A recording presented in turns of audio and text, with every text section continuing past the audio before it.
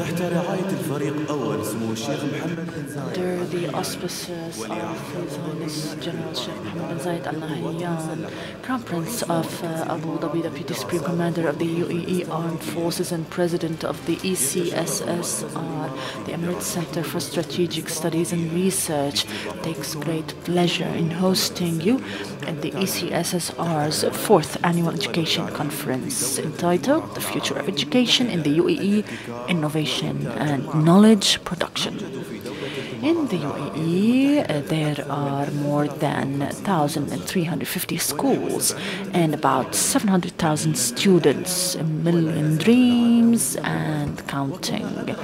As our founding fathers knew, it is not oil or gas or capital that embodies true wealth. It is rather in the educated minds. The nation's young minds are priceless. They are both the foundations of our future and the custodians of our past. The UAE's Vision 2021 is committed to the creation of a truly global knowledge-based economy worldwide, cultivating a land of educated, passionate and driven Emiratis, driving future where local minds inspire global thinking. This will be achieved via fostering educational innovation, producing knowledge. The best investment of our wealth is in creating cultured and educated citizens. We have to be swift towards achieving our objective. The founding father, the late Sheikh Zayed bin Sultan Al Nahyan, the late founding father of the UAE, God rest his soul. A swift change cannot be driven by institutions alone, he says, because true change is organic, basic, woven by students into the fabric of national conscience. The Emirates Center for Strategic Studies and Research, ECSSR, is supporting the UAE's national vision to be at the forefront of the best countries in the world by 2021.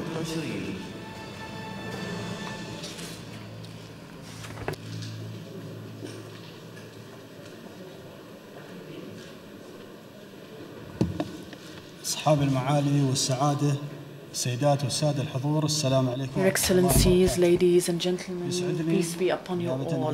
It is an honor on behalf of Dr. Jamal Sanad Al-Swaidi, the Director General of the ECSSR, to welcome you all at the 4th Annual Education Conference entitled The Future of Education in the UAE, Innovation and Knowledge Production. We will start the events of this conference with an address for Sheikh Nahyan Mubarak Al Nahyan, the Minister of Culture, Youth and Community Development. You have the floor.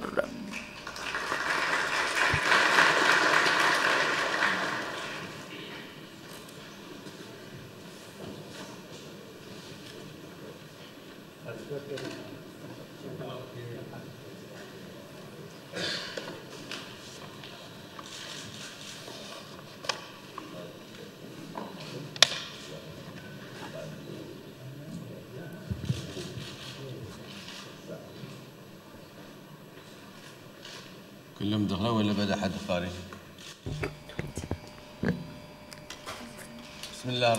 In the name of God Almighty, the most gracious, the most merciful. Ladies and gentlemen, distinguished guests, peace be upon you all.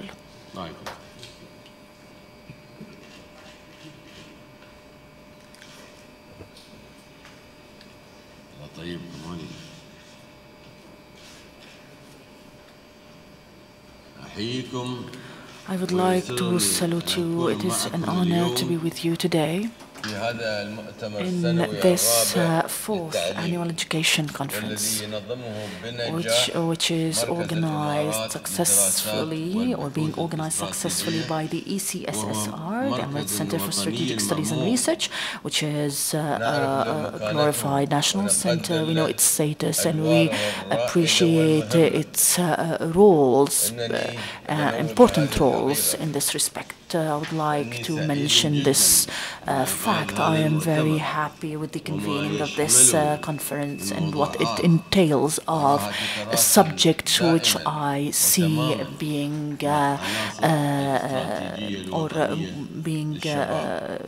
woven into the national cadre.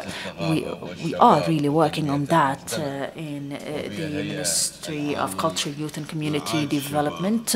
We're working on fostering youth and community development.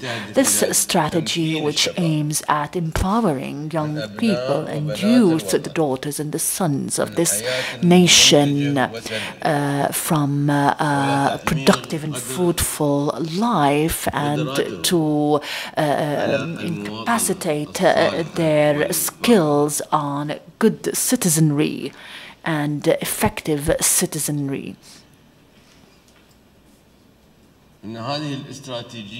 This strategy says that we are preparing promising generations.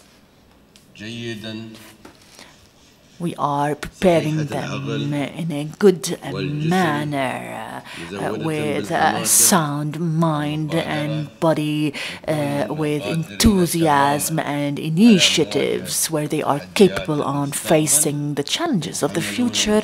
They are capable on tolerating the responsibility in serving themselves and their community and their convictions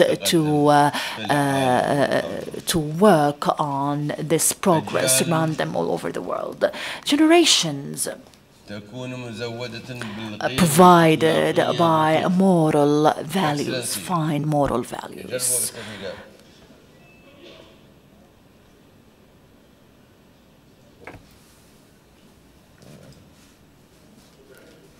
Good morning. صباح الخير.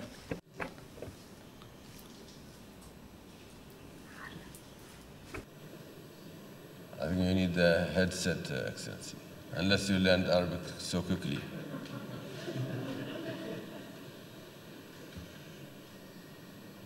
You wouldn't miss much, but at least it's better than not knowing what's happening. Generations provided with moral values, proud of themselves and their nation, with their leaders, with the achievements of the country in all fields. The generations ready completely to work and live in an era that depends on knowledge, on morals, to understand, to work thoroughly through this path of life. To talk in this conference about the young people, innovation and education, it is in reality talking about the future of the nation in general, and on promoting the capabilities of the society to deal effectively with the challenges going forward in this era, the challenges of the economy, the challenges of the social transference, the changes of environment, the future of energy all over the world, the developing role of the sciences, knowledge and techniques in the path of the society, as well as the challenges of the national identity. In the era of globalization, the challenges of regional and international competition, the wars, global wars and clashes, in addition to the issues of social, economic and humanitarian developments in its holistic understanding. And all this needs fostering of the comprehensive personality and the capability on innovating and creating amongst all the daughters and the sons of the nation. We are in this conference. We are talking about the future.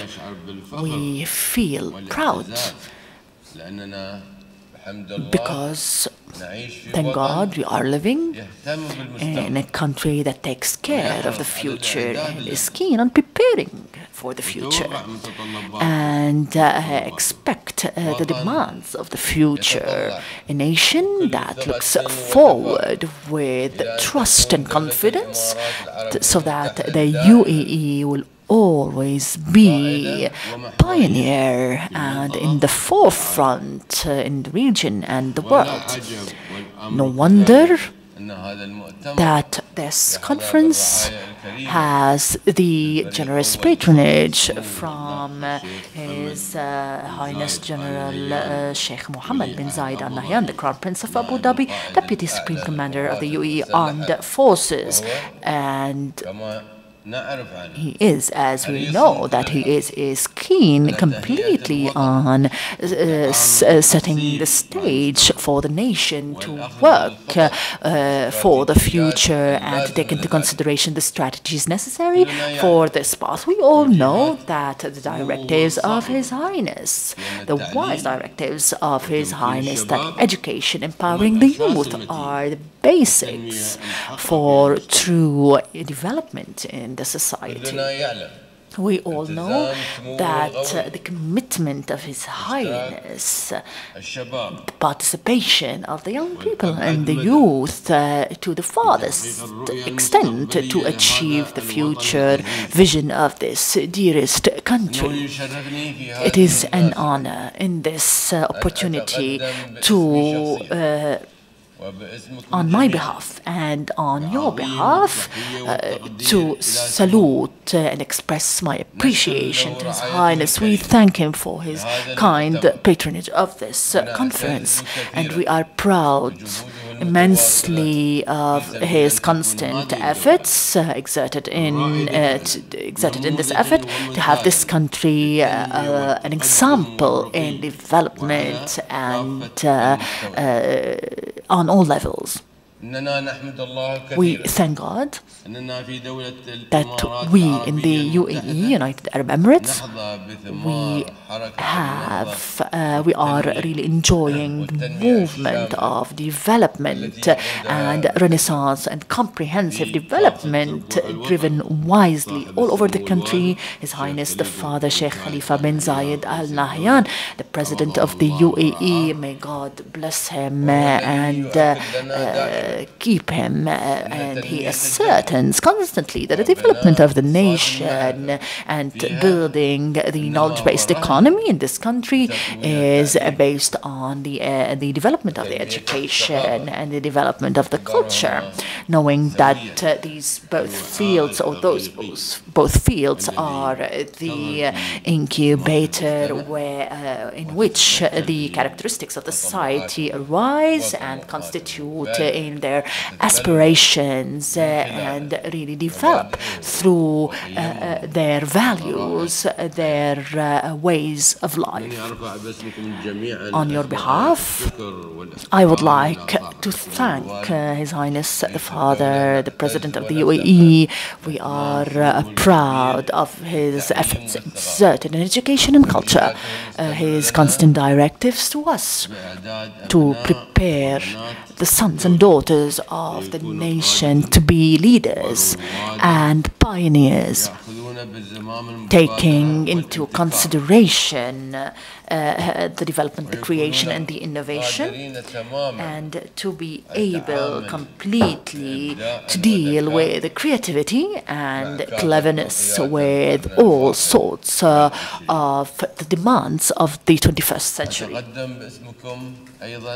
I would like to thank on your behalf as well His Highness Sheikh Mohammed bin Rashid Al Maktoum, the Vice President, ruler of Dubai, and his brothers, the members of the Federation. We appreciate their interest and efforts exerted in the human capital in the country. Ladies and gentlemen, distinguished guests, we agree, all of us, that the successful society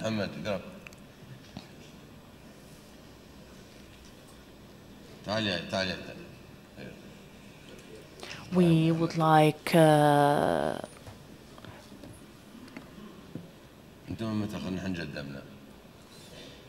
to invite our brothers to come to the front seats. Please approach. Thank you. We agree, all of us, that the successful society in this era, which is filled with knowledge, techniques, innovations and creativity, it is based on committed people able of analyzing, discovering, innovating, citizens enjoying wise and sound thinking, having the capabilities and the skills to solve problems, to communicate with others, to effectively express their own opinions, citizens capable of truly learning life and working in a teamwork in the framework of self-confidence and pride in the identity and commitment in effective participation and contribution and fruitful contribution in the path of the society and to move them forward in this path. We find in the society of the UAE a successful society accepted by all. The normal question which we should answer in this conference is the following: how can the educational system in the country to contribute effectively in providing the citizens in all these characteristics? How can the schools and the colleges and these universities play their role in encouraging innovation within all citizens, daughters and the sons of the nation? What is the concept of quality and innovation in the work of the educational institutions, and how can we measure this and follow it up? How can we enforce the relationship between education, the labor market, and the relationship as well between the educational institutions and the other institutions within the society? How can we face these challenges, huge challenges, in the field of education, which has at the moment a worldwide dimension, which entails an openness towards successful experiences and building relationships and worldwide alliances, beneficial worldwide alliances. I would like to salute the objectives of this annual conference. It is shedding light on all these issues and causes. I hope that you allow me in this framework to express several remarks that are linked with the axes of and the subjects of this conference. First of all, effective education, which we are keen on achieving in our country, is focusing on the student primarily, and what should be this student to be keen on fruitful work and be capable on honest and innovative competition. I would like to salute you, Doctor. Please go ahead, take your seat.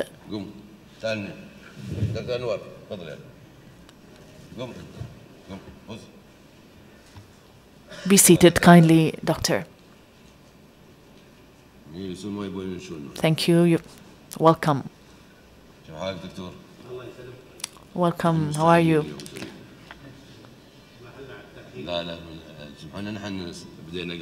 We have started before you.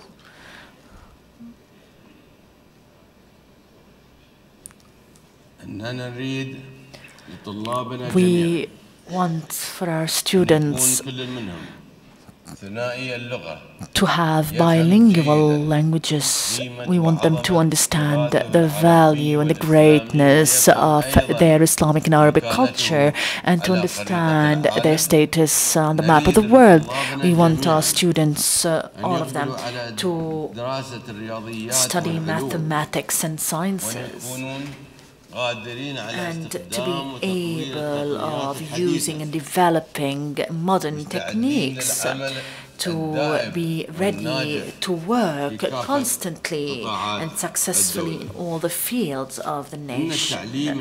Education, constant education, effective education, which we are keen of, shouldn't really stop upon graduation or upon getting an employment job, but we should prepare the student to be an effective member of the society, keen on the path of his own nation and country, and participating effectively in the world path, to have an understanding and respect for the cultures, the different cultures and civilizations, and to be proud of his or her own identity in this ever-changing world. Second,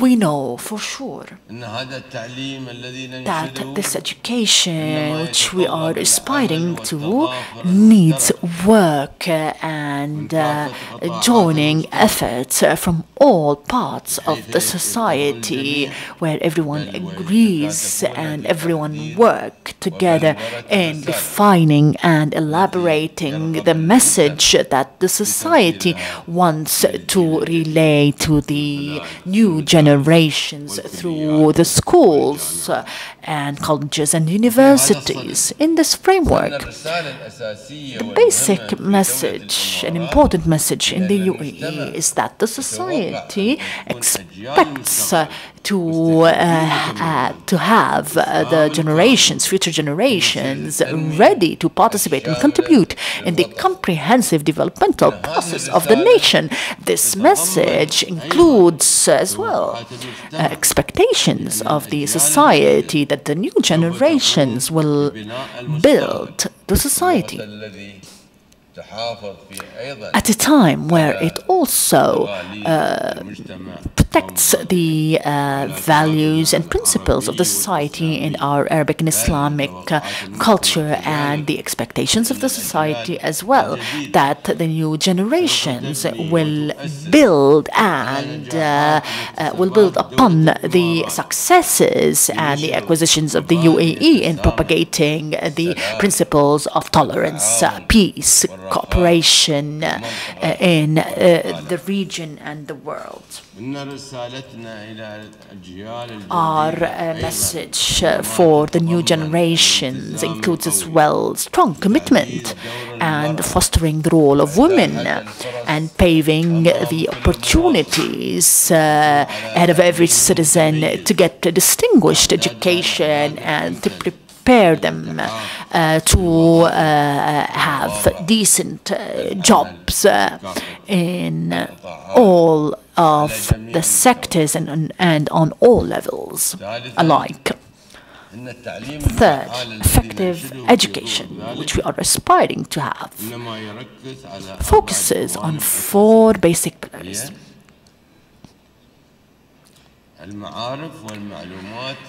the knowledge and the information that our students are learning amidst the wise and the critical thinking, the principles of pioneering and innovation.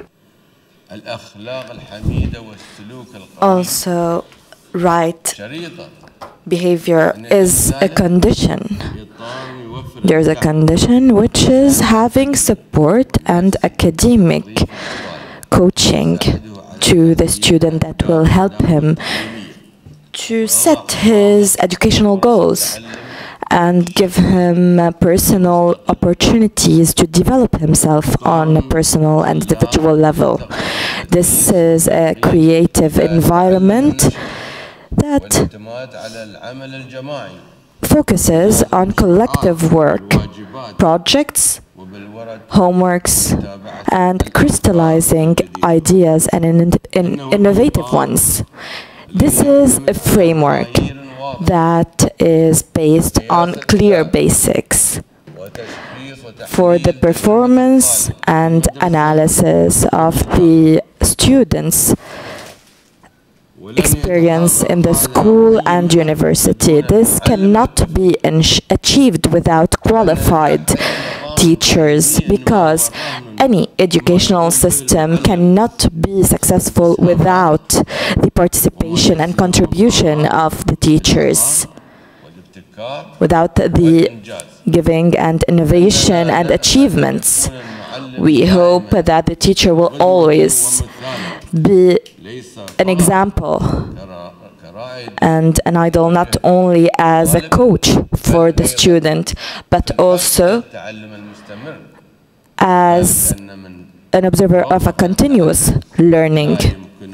Because if he stops learning, he cannot teach. The torch that is off cannot enlighten another torch.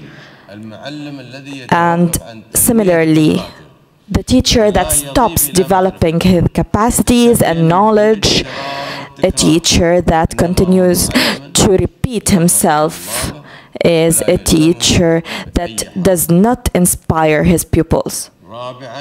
Fourth, talking about educational innovation needs to encompass the study of the capabilities that is given through new technologies in order to link the educational process to the everyday life of the youth.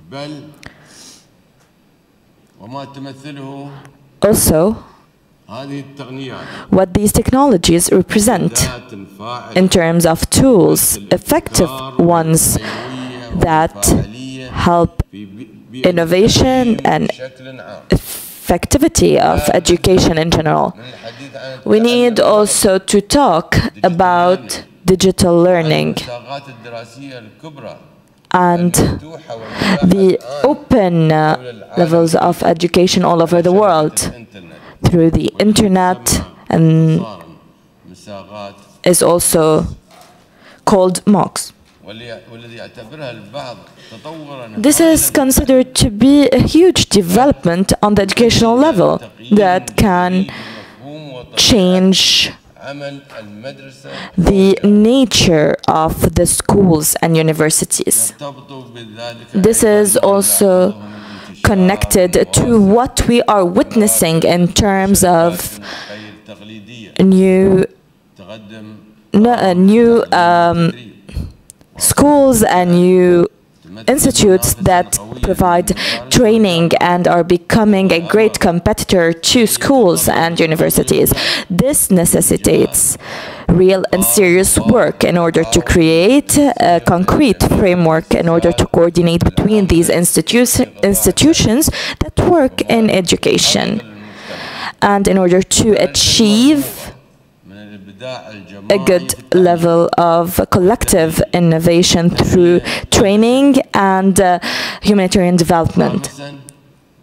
Fifth, the knowledge-based economy in the UAE focuses in its nature on scientific research and creating new knowledge, and I am sure that we are focused on creating a research culture in our nation.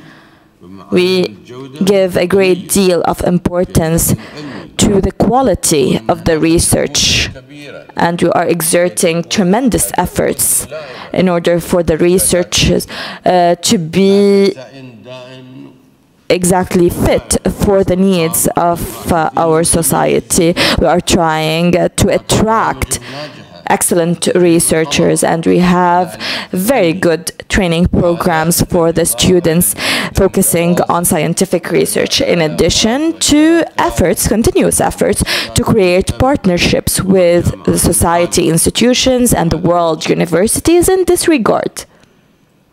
What we are interested in this conference is to disseminate this culture, the research culture in the society, which reinforces the innovation, innovative education, and also training the pupils in all levels of education on producing knowledge. This will lead, no doubt, to the expansion of his knowledge and his coordination and cooperation with his peers and teachers inside and outside the nations in order to find solutions to certain problems and create a certain kind of innovation and creativity on the pupils' level or the schools and universities levels.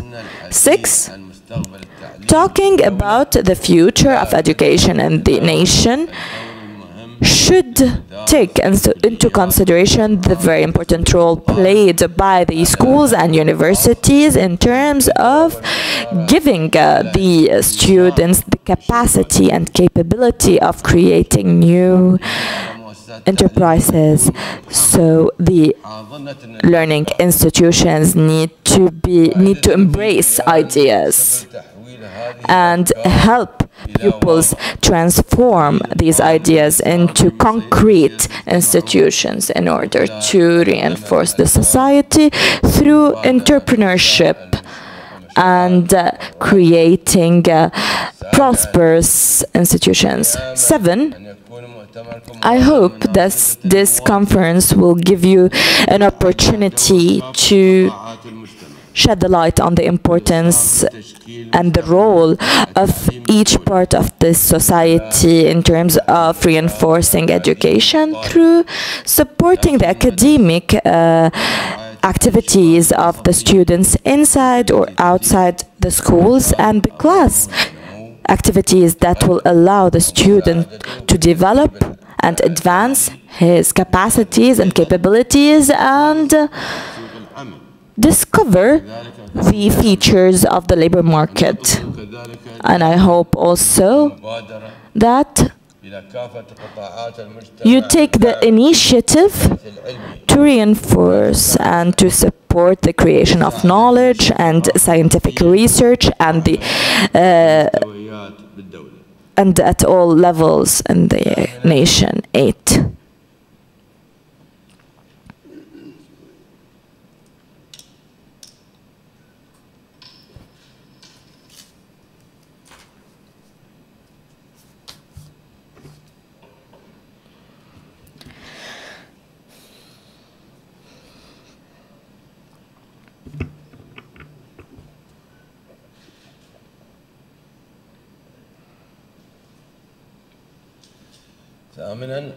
Eight, I am also inviting you to seize this opportunity, this conference, in order to indicate the role expected from each person responsible for education. What are the students' expectations, the teachers' expectations, the school, the universities' expectations, the society's institutions, the ministries? I hope that this can be achieved through a social dialogue characterized by complete transparency in order to reach to definitions that can be adopted seriously. 9. We need not to forget that today we are living in a globalized world and the education issues became similar in all parts of the world. Thus, we need to be open-minded to all experiences and good practices all around the world. We need to always thrive so that our schools, our colleges, our universities are international in all means, because this is the right way for these institutions to be tools to transform and to achieve the full potential of our society in terms of development and advancement on the global level. I am noticing in the agenda that we have a special session to discuss all the aspects related to the UAE being an international forum that attracts international universities from all over the world. I would like to reiterate this is a very positive thing, given that these universities are being monitored by the government and the relevant parts of the government in order to achieve quality education and be always related to the process of our society, because they are giving the opportunity for good education for those who are residing in this country. And we are also supporting the international cooperation in addition to good quality education in the nation. Ladies and gentlemen, as a minister, I would like to conclude my remarks today by indicating the interconnection between education and culture. The success in achieving a good education process will benefit the level of culture in this nation. The two things are interconnected because good education reflects our culture and values. And I'm also saying that schools and universities are cultural institutions in their nature, and their success in fulfilling their role cannot be achieved away or in a cultural void or away from the values adopted by our society. Schools and universities need always to be committed to the values of our nation and our culture, because culture and arts are also a good field for innovation and creativity that affects all sectors of the society, including education in all its levels and phases. On the other hand, we need to understand that a good relation between education and culture takes or is given a great deal of importance in this era where we need a continuous learning process, and knowing that this continuous learning is being achieved today in an unconventional way outside the schools, outside the institutions and colleges and universities, through social tools that are related to the level of cultural development in this nation. I hope, ladies and gentlemen, that this relation between education and culture is always clear, and that you are always looking ahead to develop this society, because it is always related to having educated cadre and a diversity in experience in a creative framework in order to achieve the national goals. I would like to thank you, ladies and gentlemen, for listening, and I wish you a successful conference. I hope that God will help us lead a new prosperous year in the UAE, and that we will always be successful, peaceful, secure, and stable. I would like to thank you. May the peace of God be upon you.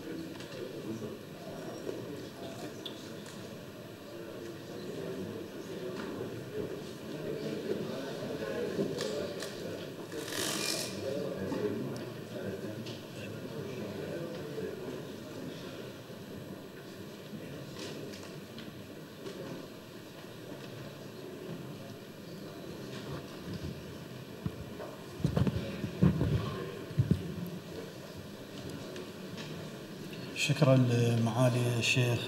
you, Your Highness Sheikh Nahyan bin Mubarak Al Nahyan, for your opening remarks. I would like to give the floor now to Dr. Jamal Sanad Al Suwaidi, Director General of the Emirates Center for Strategic Studies and Research, ECSSR. We will be saying his remarks on his behalf because he is not with us. I would like to welcome you and may the peace of God be upon you. Welcome to the ECSSR's 4th Annual Education Conference under the title The Future of Education in the UAE, Innovation and Knowledge Production. I would like to express my gratitude to His Highness General Sheikh Mohammed bin Zayed Al Nahyan, Crown Prince of Abu Dhabi, Deputy Supreme Commander of the UAE Armed Forces and President of the ECSSR, for taking a great deal of interest in this conference. He told me to express to all the participants great success in this conference, and that this conference will be successful, paving the way to new strategies for the future that serve the objectives for which this conference was convened. Honorable Assembly, we are talking today about the importance of achieving the knowledge society. There's needless to say that knowledge-based education and knowledge-based economies is not based on our natural resources or financial resources or the number of people living here, but it depends on education, innovation, and creativity mainly. Also, knowledge is considered to be the main weapon in the education society that will allow us to fulfill our roles and develop our economies and also achieve prosperity. Ladies and gentlemen, the nation and the society that produces knowledge and uses it in its economic sectors is the society that is able, at the end, to put itself on the map of international economies and be the main incubator for the economies. This is related always to the creativity and knowledge that will keep our economy going. Needless to say that the great deal of attention given by our leadership on reinforcing the investment in the human capital in terms of education and creativity and innovation, in addition to the financing that is allocated from our budget to the education, all lead to achieving a society of education through innovation, creation of knowledge, and this is the reason why the ECSSR adopted in its conferences and for this strategy, the education society, that was the leader of the president of our country said we need always to achieve and prepare students in order to enter all fields of work armed with education, creativity, and innovation, and this will create a goodwill in our students in order for us to be always on the top levels in all sectors.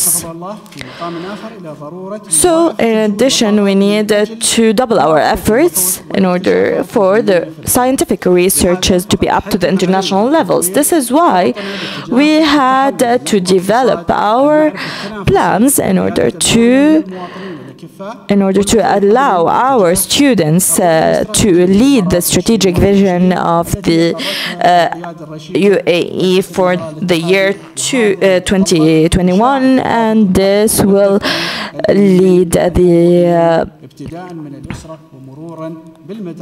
to start with our kindergarten, then schools and universities and education institutions and economic institutions and service institutions also, in order to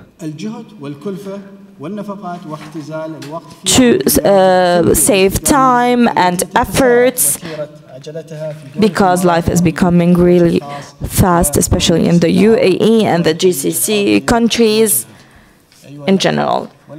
Ladies and gentlemen, the coming period necessitates from us institutions, educational institutions and research institutions and government institutions, whether it is private or not. We need to adopt this strategy and implement it on the practical level, so that this research will not only be special to the institutions, but will also happen in the participation of the government institutions. We learned from experience the importance of this truth. The society cannot move forward without research and knowledge, thinking and adopting this as a daily way of living, in order to achieve a high level of productivity, in order to achieve also prosperity. So this is what we are trying to achieve. We are trying to achieve our ambitions in this knowledge-based society, when the UAE is achieving a great position in the continuous development reports in 2011-2012. And this is due to our achievements, the achievements of our people, because this represents the ambitions of our leadership to achieve, for the UAE to become one of the 5 best countries in the world. This will be achieved through the efforts of the leadership and the people, in order to achieve high levels in the human development and high levels of prosperity also.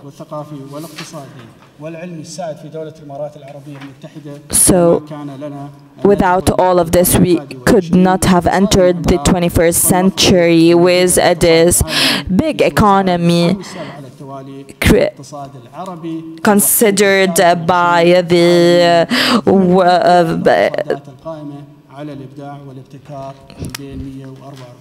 one of the best, with the number 33 best economy out of 141 economy.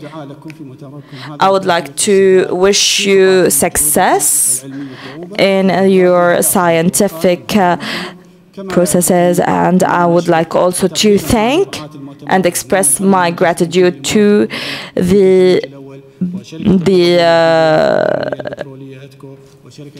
to all those who participated, and the strategic partners such as ADNOC, Emirates Identity Authority, Ministry of Interior, Union National Bank, Tawazun, Environment Agency Abu Dhabi, and I hope you will enjoy your stay in the UAE. May God be with you.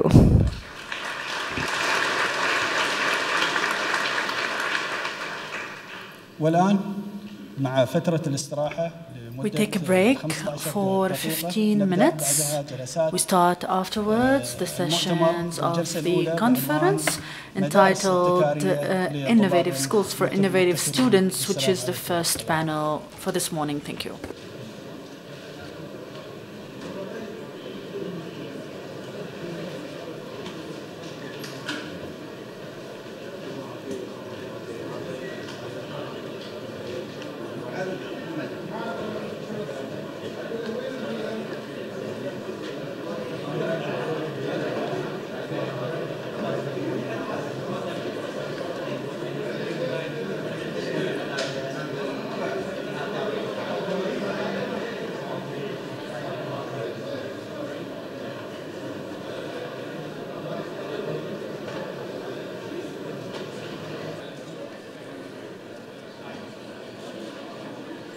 Thank you.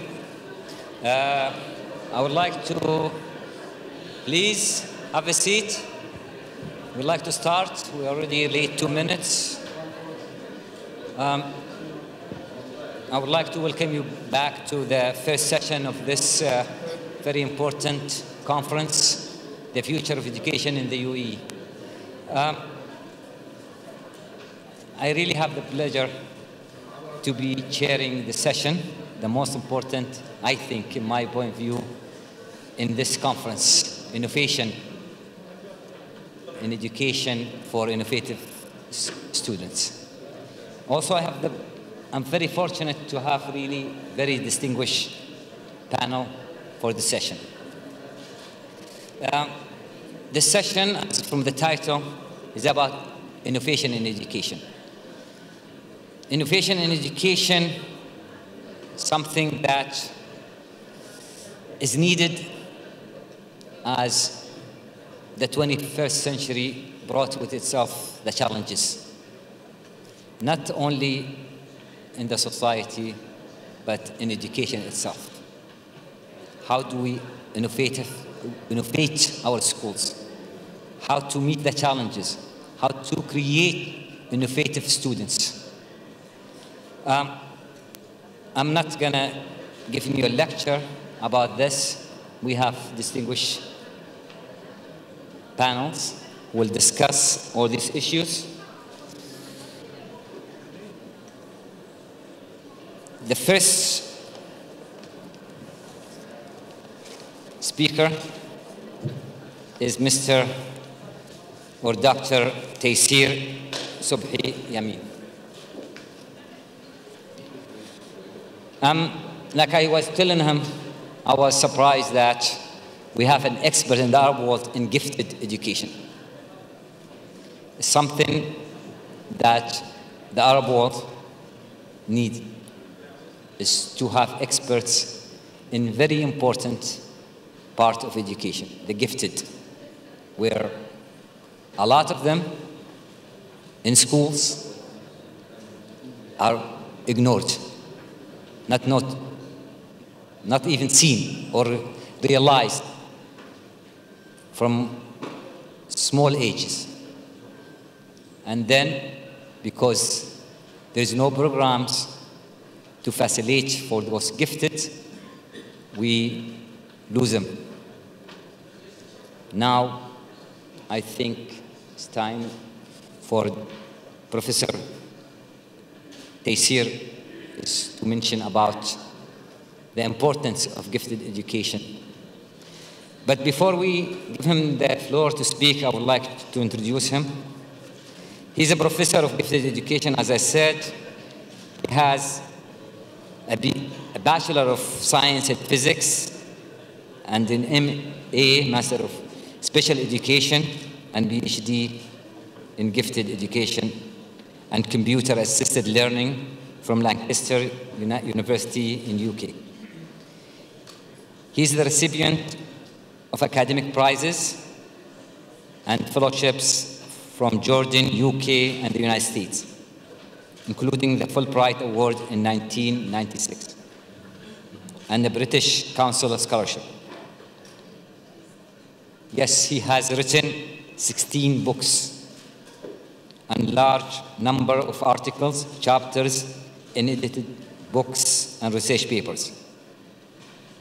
He has developed a number of training packages to develop productive thinking skills, creative thinking, critical thinking, creative problem solving, and future problem solving. He has an active member of impressive list of academic institutions, including the British Educational Research Association and the European Council for High Ability. And there's many, I don't think the time, if anybody interested, you could read in the booklet of the conference. He's also the National Chancellor and Vice President of International Association of Educators for the World Peace. In 2005, he was named Editor-in-Chief of the International Journal in Gifted Education, Gifted and Talented International.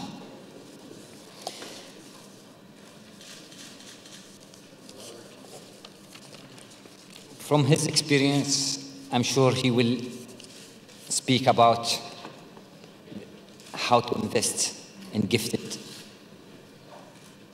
and creative learners, what innovation skills needed. It's very interesting paper. I would like you to hear it from him. Thank you.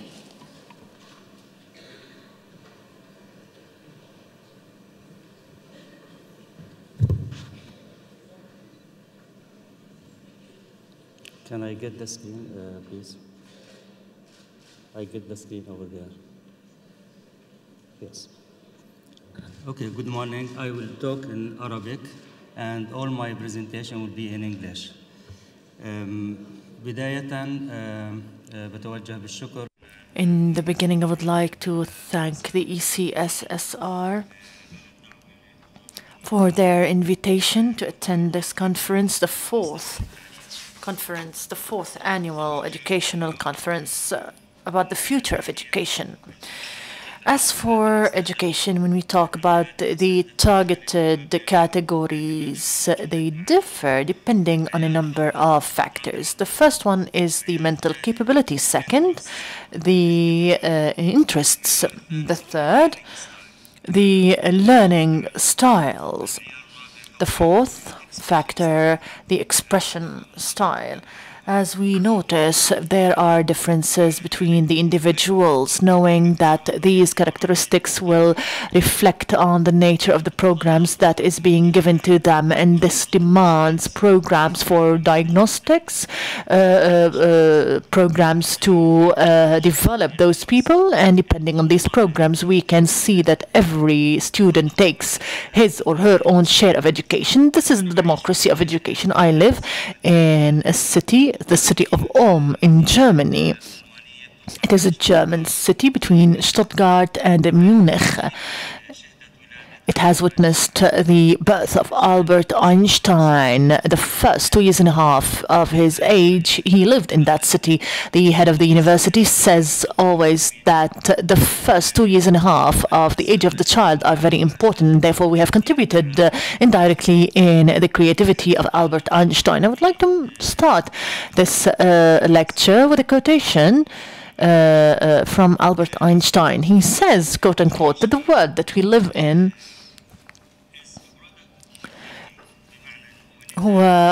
is a product of our thinking, any kind of thinking.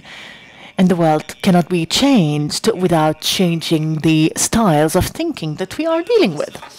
And therefore, I expect through this session to answer 5 axes. The first one, what is the nature of the style that we can adopt in dealing with the creators of the future? Because there should be a theory which is being built, and accordingly we take care of any program that is being given in the Gulf or in the region. When we talk about individuals, we decide that there are individual differences, which means that there are potential.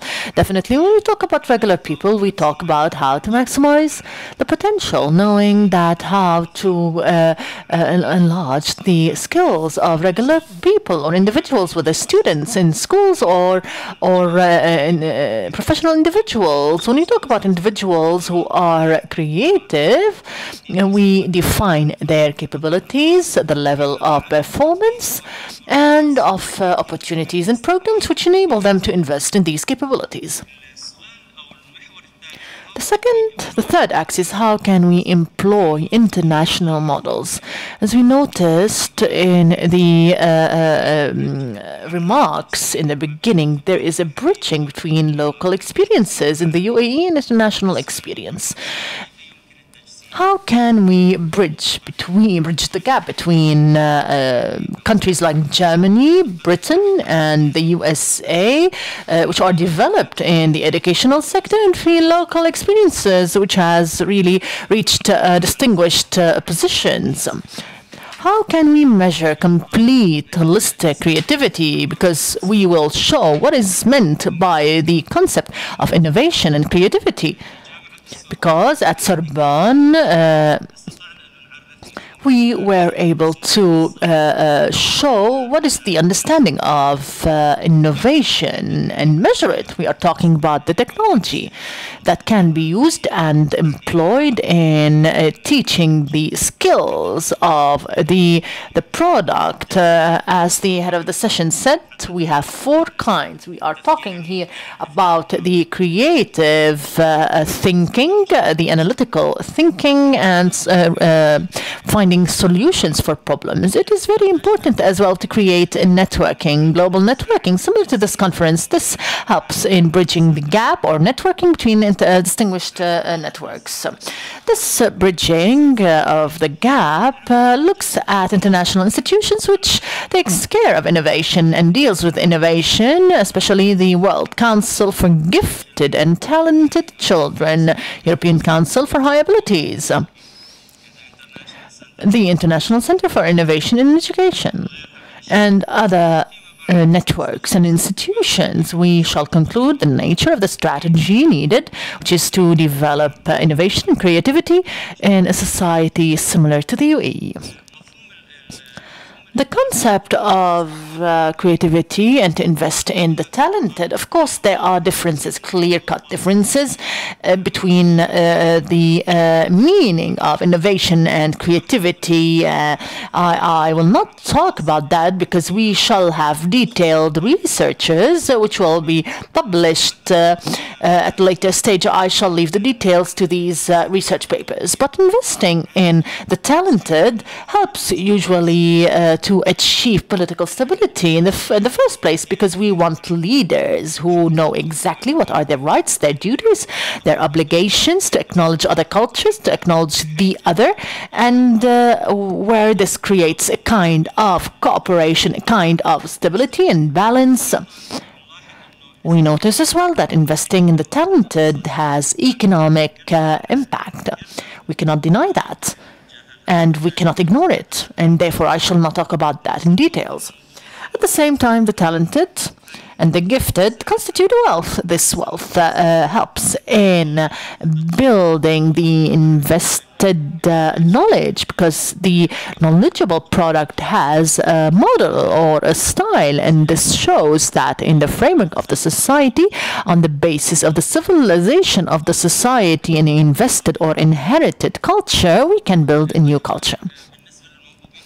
As for the gifted and the talented who have high capabilities, if we are not able to provide suitable programs, there will be high rates of school dropouts, which will impact the talented students and therefore the society. And therefore, this is of vital importance.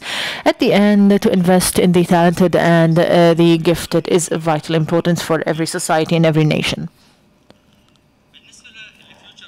As for future innovators, we notice that the basic thing is to search for people who solve problems. We noticed that in New York Times lately, an article was published about the skills of resistance for the future generations. We can deduce that in 3 skills. First of all, how to reach the data and the information and categorize it. Second, how to analyze these data and information and to get information about that, and how to thirdly interact with any other individuals to reach a problem or a solution for any problem whatsoever. Since we are looking for people who are able to solve the problems of the future, which are plenty issues related to the energy, to health, to chronic diseases, and so on and so forth. This demands that we deal with competences, how to develop competences, the definition of competences. We have 3 factors: building knowledge, the major studied by every student. Second, the competences that the student acquires. Thirdly, the experience through practicing these skills. When we talk about the talented and the gifted, for me as physics, I take innovation in the framework of social studies, and I take innovation in the framework of sciences, mathematics, technology, engineering. I take it as an innovation because usually there is a tangible product and we can analyze that, we can employ it, we can get results out of its employment. When we talk about innovation in general, we take it as social development, art, and so on and so forth. When we reach the special definition of innovation, I shall show you that it goes hand in hand with two concepts, the innovation and that of creativity. We notice that the characteristics of the gifted people, they have high level of concentration, they have a high level of commitment and perseverance. They work on different mechanisms or defined methodology, clear-cut methodology. At the same time, they try to reach solutions, innovative solutions, through employing a number of alternatives and directives. As we noticed today, we have a global trend to take care of the gifted and the talented, but the interest is still less than the level of ambitions all over the world. Today we are focusing on a new concept. After we used to talk about the gifted education, we have the innovative education, and this concept is a new concept. We are trying to develop it and work on it intensively. When we talk about the skills of perseverance, in addition to the skills of New York Times, we can define it into the following: productive thinking, cooperation to reach different networks, a kind of adjustment and to embrace the new product, entrepreneurship as well. When we talk about innovation, there should be capability on innovation and creativity, the presence of certain environments suitable for that, and the presence of an institution, whether big or small, to take care of the innovations and the creativity, which constitutes a basic factor for these students. I should have also a kind of effective communication, whether verbal or written, how to bring about these information and to define it, in addition to the imagination. In Arabic, we call it mikhyal, and we say the Duncan in German language, which means how to create the thinking in the laboratory of thinking, which is the brain of the human kind. This means that in the future there should be programs which is entitled capacity building, the preparing the people in charge to rear children over the basics of professionalism and innovation. When we talk about gifted education, there are three kinds of education. We want to focus about one thing: quality education. The quality education, which means the quality of education which is up to date. Second, personalized education, which means personalized, as we said. When you talk about this personalized education and high quality education, we take into consideration the four factors that we have mentioned in the beginning of the lecture, which means that there are differences between the individuals when it comes to their capabilities, and when it comes to the kinds and styles of the methodologies and their interests in particular. We can really try to embrace every student in a program that is suitable for this and that student. This interest is not linked to a certain society or a certain nation. We notice that this interest has become global. Any one of you who visits Europe and the USA, you will find that this language is globalized about innovation and global thinking. When we talk about students, we talk about the society of the school. We noticed in the remarks in the beginning, there has been a focus on the empowerment of women. In our research, we have shown that there are no differences between men and women when talking about innovation or accomplishments in the fields of mathematics, sciences, and technology. This is of vital importance. We should take it into consideration, definitely. When we talk about programs that aim at developing innovation and creativity, we should talk about the importance of public awareness, to propagate the culture of awareness and creativity, especially in the fields of sciences, mathematics, engineering, and so on and so forth.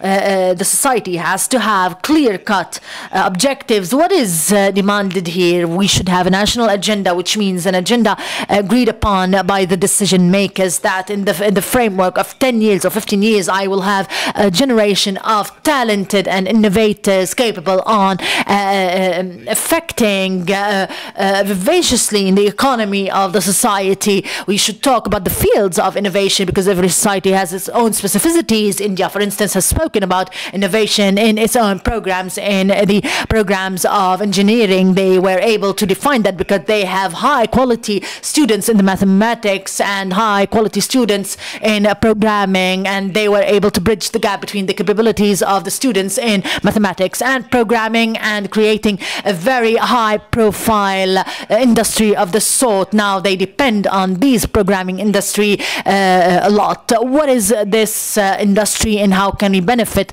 the UAE in this respect? We notice as well that we can talk about awareness in robotics, for instance. How can we reach the most important and advanced developments in robotics worldwide? Can we invest it locally, perhaps? After the designing of the program, put it in an agenda. We should design the program in a manner that serves the Gulf student in general, and in particular the UAE student. Afterwards, we see who is responsible for that. It might be the Ministry of Education, private schools, public sector.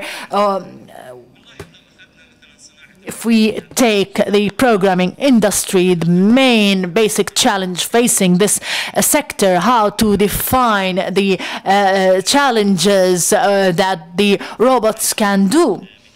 This is an example. Afterwards, we define the strategies and the networks that will enable me to put an objective. For instance, this conference will help us in networking and building the true suitable network, in educating awareness and innovation, how to activate between different factors, innovation, or creating a quantum leap in the sciences and technology, which needs a union between entrepreneurship to go towards private or individual projects and innovation. Entrepreneurship, as I said, I will not enter into details. It is part of the research. The importance of creativity is of vital importance. Why? Because we notice that a regular person reaches a solution in a regular manner, in a conventional manner, to a certain problem. But this solution does not help us in drastically solving this problem. We need a number of alternatives and scenarios to solve this problem. We notice that innovation in light of this vision is of vital importance for any development of any society. I shall reach afterwards to the definition that we are helping and adopting to defining innovation. Defining innovation for us is the capability that enable the individual to create a certain world, which is characterized by two factors. The first one is innovation, and second, context appropriate. If we define it in the Arabic language, this is the definition: the capability of the individual to achieve an innovative product, anything which is new, which we can face in our daily regular lives, which is coexistence with the context and the definitions of the situation at hand. What does that mean? There might be innovation in music, and therefore it is a creative product in the framework of music. That can be innovation in mathematics, and therefore it is an innovative product in the field of mathematics. In the field of knowledge, it can be an innovative work, a new work in the framework of engineering and architecture. It can be new in the framework of poetry, in the framework of writing, and therefore we have adopted this this innovation. In innovation, we have two processes. The first one, which is called diversion, exploratory thinking. What does this mean?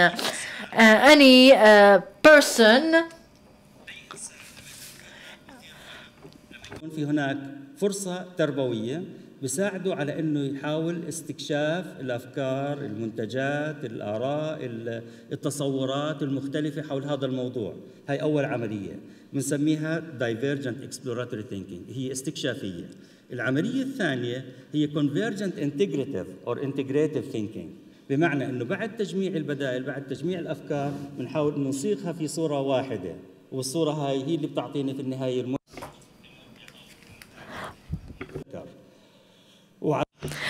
So on this basis, when we have this diversion exploratory thinking, and I will have 3 types of objectives. So I'm not waiting for the person to become 50 or 60 years old, and I will recognize his initiative and consider them as an innovative person. I would like to try and change the concepts in order to accommodate other definitions that will help us understand the creativity and innovation in its first stages. If we look at students, we realize that these students have production even in the kindergarten or the primary schools. So if there was another person who was leading a technical life, he has a lot of production. So, and his production is innovative also. I will also consider that this is a little C, and the work phase is considered as a raw C, and then the big C is reserved for Albert Einstein and other innovators and creative people who have proved to be innovative and creative. He was able to create something that we did not witness before. Now, when we talk about the customer, and this is very important. For instance, in France, Germany, America, or any developed country, we can notice that we cannot give an educational process without a prior diagnosis. Why is this diagnosis necessary? Because it helps us to assess the capacity and capability of the student to deal with a certain process. So people who have been chosen to participate in a certain project, after being assessed, they have the capabilities and potential to deal with the components of this project. So we tried to create an evaluation of creativity. We are applying it in the US. Also, there's a German also translation and an Arabic translation, which is implemented in many Arabic countries, and it is also translated in Turkish. So this is the main thing. It is based on a matrix. This matrix means that we can evaluate the innovation based on the 2 elements that we have already stated. So we started with that, with the verbal. This is the basis of innovation. And in the future, and now we are trying to also evaluate the social domain, innovation in social domain. People who are interested in this domain, they think it is a very important aspect to create innovation and creativity. So this is also going to be part of the document that will be presented to you. Doctor, please, you still have only 5 minutes because your speech is very interesting. So 2 more minutes. Go ahead. Concerning innovation, it is always dynamic by nature. This is why we refuse for the tools to be static. We need to have tools that measure innovation in a dynamic fashion. It is a system, so it allows us to measure the complete or the whole creativity. There are a lot of models that can be used, such as math innovators, M² and 3. Math innovators, we noticed that is based mainly on the level of confidence, efficiency, performance efficiency, and also learning or studying level. And based on many researches conducted in Germany, we noticed that the success in school is related in success. And we have other models that are presented in the document. So you can also search how we implemented it in the Arab world and the other foreign countries. So you can see here this model. The last point, we needed to invest mainly in e-learning, and we adopted it as a platform dynamic that enrich the learning. It is integrated, it takes into consideration the personal differences and give them activities that are adapted to them. So we have e-Center for Smart Functions, enrichment in its broader definition, also learning. It is one of the main programs also that nurture innovation. So we have also coaching and evaluation, expertise and competences, and so on. Finally, we have a program that was invested in Connecticut. It helps also the regular learners to enrich their learning. Any question related to these models can be answered during the discussion. Shukran, Doctor. Thank you, Doctor. An important lecture is by Philip Cordingley, titled Innovative Schools and Curriculum Design. Ms. Philip, she is Chief Executive of the Center for Use of Research and Evidence in Education, and an internationally acknowledged expert in effective continuing professional development and learning. She has worked on OECD projects. She is the founder and professional advisor to the National Teacher Research and Panel and chair of the EPBI Center Impact. She's also chair of governors of the RSA Academy, vice chair of an outstanding community primary school in a very deprived community, an honorary fellow of the College for Teachers, and a member of steering group of the Sheffield University Education Research Center. As from the title of the lecture, she will be exploring key variables in developing innovative schools and their relations with curriculum design. So I would like to give her the floor. So let's listen. Shukran and salam alaikum. I feel very honored to be with you and to have a chance to learn alongside you and support the learning we all share about these important goals.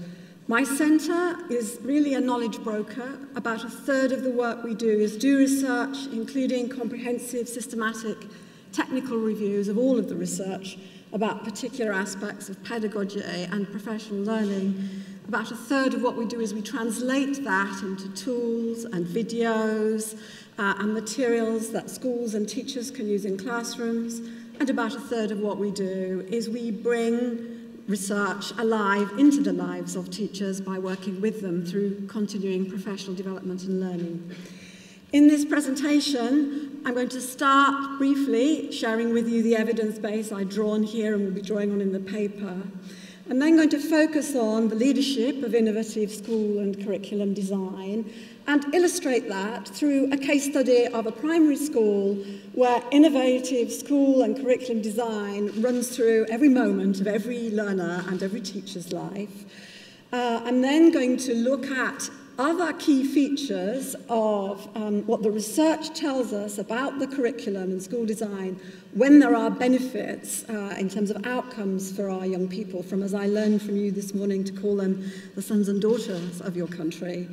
And then I want to illustrate that a little bit further with a secondary case study, and to finish with the thing that drives everything, as the opening speaker today shared with us, that when our staff model being serious and deep learners themselves, the way that helps us to drive innovation. In terms of the curriculum, I'm thinking here, yes, of course, of the knowledge that it is we hope to engender amongst the young people we serve. I'm thinking also, very importantly, of how that is realized through the teaching activities and the learning experiences of our communities, and also through the leadership of professional learning. And I'm pointing in particular that the drivers for innovation and creativity are at their strongest when we align those three worlds. The evidence base underneath what this presentation starts with 3 comprehensive international research reviews. Incidentally, in these slides later on, I provide a hyperlink to all of the studies that the slides are based on, so you'll be able to find the studies underneath. It flows from a 3-year, very large-scale national evaluation my organisation undertook of the implementation of the English national curriculum, which was a very prescriptive curriculum at that time. We carried out 7 multi-method, multi-site probes involving 799 pupils and teachers in 29 schools, and interrogated that qualitative evidence through the findings from systematic reviews. We carried out large-scale surveys, over 15,000 pupils in 334 schools, staff surveys at multiple levels, triangulated via focus groups of 6 to 10 pupils and 6 to 10 teachers. And we extracted all the data from across all of these studies into a single database to create the capacity to do a meta-analysis. And alongside this, I'm also drawing on 4 international systematic reviews about continuing professional development and learning and the leadership of it. So if we start with the leadership of curriculum development, I'm thinking here both of what comes from the international reviews and on the empirical work we did. What becomes very clear is that schools that feed innovation, that nourish it in everybody's life, see curriculum development as something that utterly depends on professional development and learning, and also is a very powerful tool for driving it forward. They don't see continuing professional development as one thing to do with teaching and learning, and curriculum development content as another thing. They see these things as 2 parts of a single whole. One of the things that was very clear about these leadership teams in these highly innovative schools was that they saw curriculum and professional development, when they were aligned, helped them to feel like innovation was about doing the job they did every day better, more excitingly and with more powerful outcomes. And the same thing was true of continuing professional development for the teachers. I need to tell you that it is not the case that either curriculum development or professional development is widely seen as something that helps you do the day job better in schools in England, necessarily. This is only the case in our good schools when this alignment takes place. These leaders used collaboration, again this came out very powerfully from the opening speech today, to help staff and pupils engage with multiple perspectives, to widen their thinking. There's a man called Iro Engstrom, a Swedish researcher, who says that without tension there is no learning. He does not mean by this we must all be very scared and uptight. He means by this we need things to push against when we are to be innovative. That when we are constrained in some way, that's sometimes the point at which we are at our most creative and most innovative. And having our teachers and our pupils work and learn together is one of the things that helps to expand possibilities and create those kind of tensions that help us work. And that one of the real founts of a creative school is the skill that leaders have in teaching their teachers how to design curriculum tasks that are genuinely interdependent, where pupils will only be able to succeed if they depend upon each other. We know also from the research about the importance of teachers having a chance to work with specialists with very deep and other knowledge. It does not work when teachers think they have to know it all. It works when teachers know what they don't know and when to draw in other powerful learners and knowledge brokers. And all of these things, when brought together by school leaders, reinforced innovation, improved achievements and outcomes, and above all, became a virtuous circle. They built a thirst for ongoing development. And I now want to give you a picture of a school that is a completely outstanding school and a radically innovative one, called Wroxham School, in quite an average, a little bit poor, a little bit mixed part of the country. And in this school, the curriculum is designed in partnership within the prescriptive national framework by staff and pupils working together. The school has a whole school council, and from day one, our very young pupils are expected to take responsibility for helping to shape their curriculum and their teaching and learning experiences. In a 12-weekly cycle, pupils are asked to inquire into and reflect upon the learning in the last cycle and to identify what will be exciting contexts and challenging contexts for learning. It is then the role of the staff and the school leaders to map that onto the national curriculum and develop schemes of work for pupils with specialist support that can bring all that together. The senior leadership team in this school see their role as spotting the barriers in teachers' lives that prevent them from leading learning at its most powerful and removing it. And they see the teachers' jobs as knowing the curriculum and knowing their pupils well enough to see the things that may get in the way of the learning and remove that. Creating learning without limits is part of what this school's motto is. So the innovative projects that the school needs to undertake to renew itself become its curriculum focus. So here, the head teacher drove into the playground a double-decker bus. The school needed a new learning space. They didn't have money to do this. And so over 18 months, the school council came together to decide what kind of learning space the bus would be. And in the 12-weekly blocks, the pupils carried out curriculum projects. So, for example, they worked with a local artist and a local engineering company to gather together rubbish from the school playground and turn it into a driver for this stationary bus. I don't know if you can see, but sort of in the middle of the robot's chest are a pair of glasses picked up from the playground, and there's some leftover dining forks in the middle here. So this is all rubbish found from the school. The pupils worked both on the art of creating the robot, but they also worked on the engineering in order to hold it together. They worked with a local company was brought in to make the bus warm. It's quite cold in this part of the country, and there needed to be a lot of insulation and a heating and an engineering system. And the company that got the contract on condition. They helped the teachers make some part of the engineering project part of the curriculum for the learners.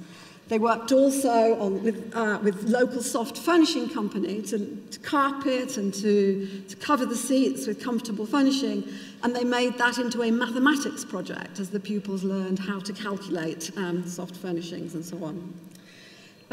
This is just one example of many at this school. Every time the school needs a new space, a new investment in something, it doesn't just do the job of making the school a practical space to live in. It's milked, as it were, for all the ways in which it can feed learning and feed the curriculum. These projects the teacher's job is to map the learning environment onto the national curriculum and the possibilities in front of them. This is a very demanding intellectual task, and to translate that into schemes of work with fabulous lessons day in, day out. These pupils are outstanding. They outperform almost every school in the country, every primary school in the country.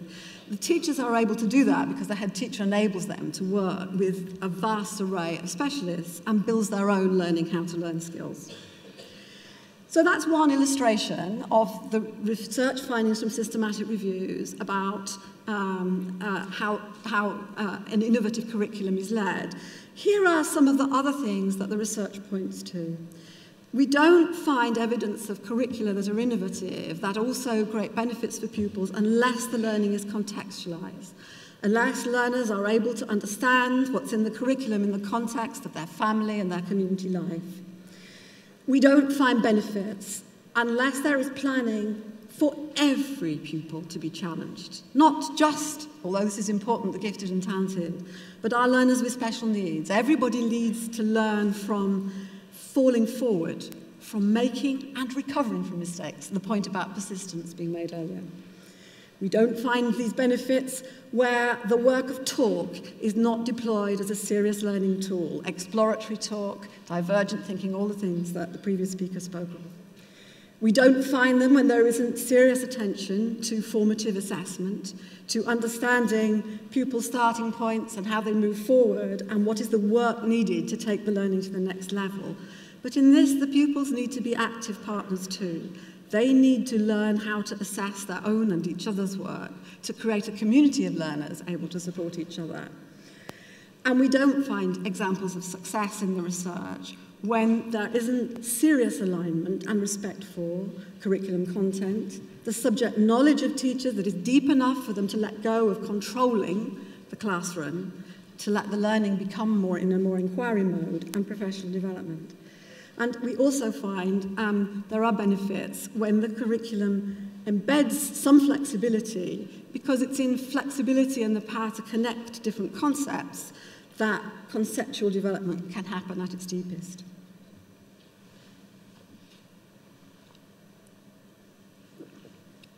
Of those components, the three that seem to me to connect most powerfully with the concept of innovation is contextualization and the kind of lessons that enable the mathematics and the art and the engineering to work together in the creation of the robot is a good example of where connections between different aspects of the curriculum feed creativity. The point about flexibility and cross-curricular learning in the context of innovation is very important because it's what helps learners and teachers develop, if you like, an underpinning rationale for their learning. Perhaps you might think of this as a practical theory, because it's when we have a practical theory that we are able to take learning in one context and make an informed adaptation for another. This is very important to creativity. And collaboration, as I mentioned earlier, has this important effect on expanding perspectives and possibilities. I now want to turn to a secondary case study because of this point about excellence in professional learning. This is the third biggest school in England in a very, very deprived area in the industrial northeast. It's a highly innovative school, and it drives the innovation by investing in inquiry-based professional learning for all of the staff. So first of all, here we are. So it isn't that every school in England has a bus. Actually, I only know of 2 schools with a bus. These 2 schools just happen to use a bus. So the first thing in this secondary school is a very strong emphasis on making literacy and numeracy an outreach part of the school. It doesn't happen within the school walls, it happens all around the estates around the school. And so for them, having the literacy bus and the numeracy bus were very important ways of taking the boundaries of the school walls down and making learning feel part of it. The school also, this is not a pretty part of the world, they believe that part of creating innovative learning experiences is to immerse young people in beauty, and to enable young people to appreciate and critique beauty. And so the children's artwork is, there is not a space in a corridor in the school that is not either populated by the children's own artwork or masterpieces from around the world. And the children had some money when the school was rebuilt, and they chose to commission this piece of sculpture again from rubbish made in Africa. They had a twin school in Africa, and so this 40-foot giraffe was brought from Africa as a commission by the students. So how, this belief in visual and creativity extends everywhere. The first time a young child of 11 will encounter the school on approaching it, they do so through this book. It's a holiday project the children do with their parents over the summer, based on a very fine text by someone called Michael Morpurgo. And they work through these texts with their parents, and the first thing that happens is the teachers use this to get a window into the pupils' achievements, but also to celebrate what they've done with their families and have a conversation with the family as well as the student. All of this happens in the school because the leader of continuing professional development and learning, the vice principal, develops what she calls a professional learning program. For 2 hours every week, mixed sessions of activity take place across the school. All 300 members of staff work together on their own learning. The staff have given up an hour of their own time for these sessions, and the school has created an hour of paid time for professional learning. And then there are 3 full-day sessions in the year. Much of the work that goes on in the professional learning program is an opportunity for teachers to learn from research and development groups that take place across the school, working in partnership with local universities, and many of the teachers and of the other staff, laboratory technicians and so on, are carrying out master's level study and undertaking their own research. So part of the professional sharing is to learn from each other's research.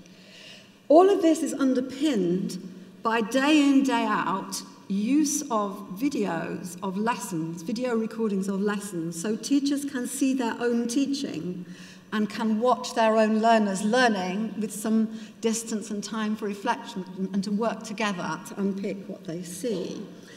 And they are supported in doing this by a group of 40 co-coaching champions who are trained by my organisation to be skilled coaches, and we provide tools for that. And it's also underpinned by micro-inquiry tools. So the school has identified 4 areas: developing effective questioning, developing active learning, raising achievement through assessment for learning, and securing effective levels of challenge for every single pupil and teacher. And we have put together the research from the wider evidence base into a series of summaries, micro-inquiry tools, videos of the researchers talking about these topics, so that pairs of co-inquiring teachers work on they choose one of these topics, they work along a line, and when, say, developing active learning and securing effective levels of challenge come together in research findings, those micro-inquiry teams come together for the cross-curricular learning that I was talking about before.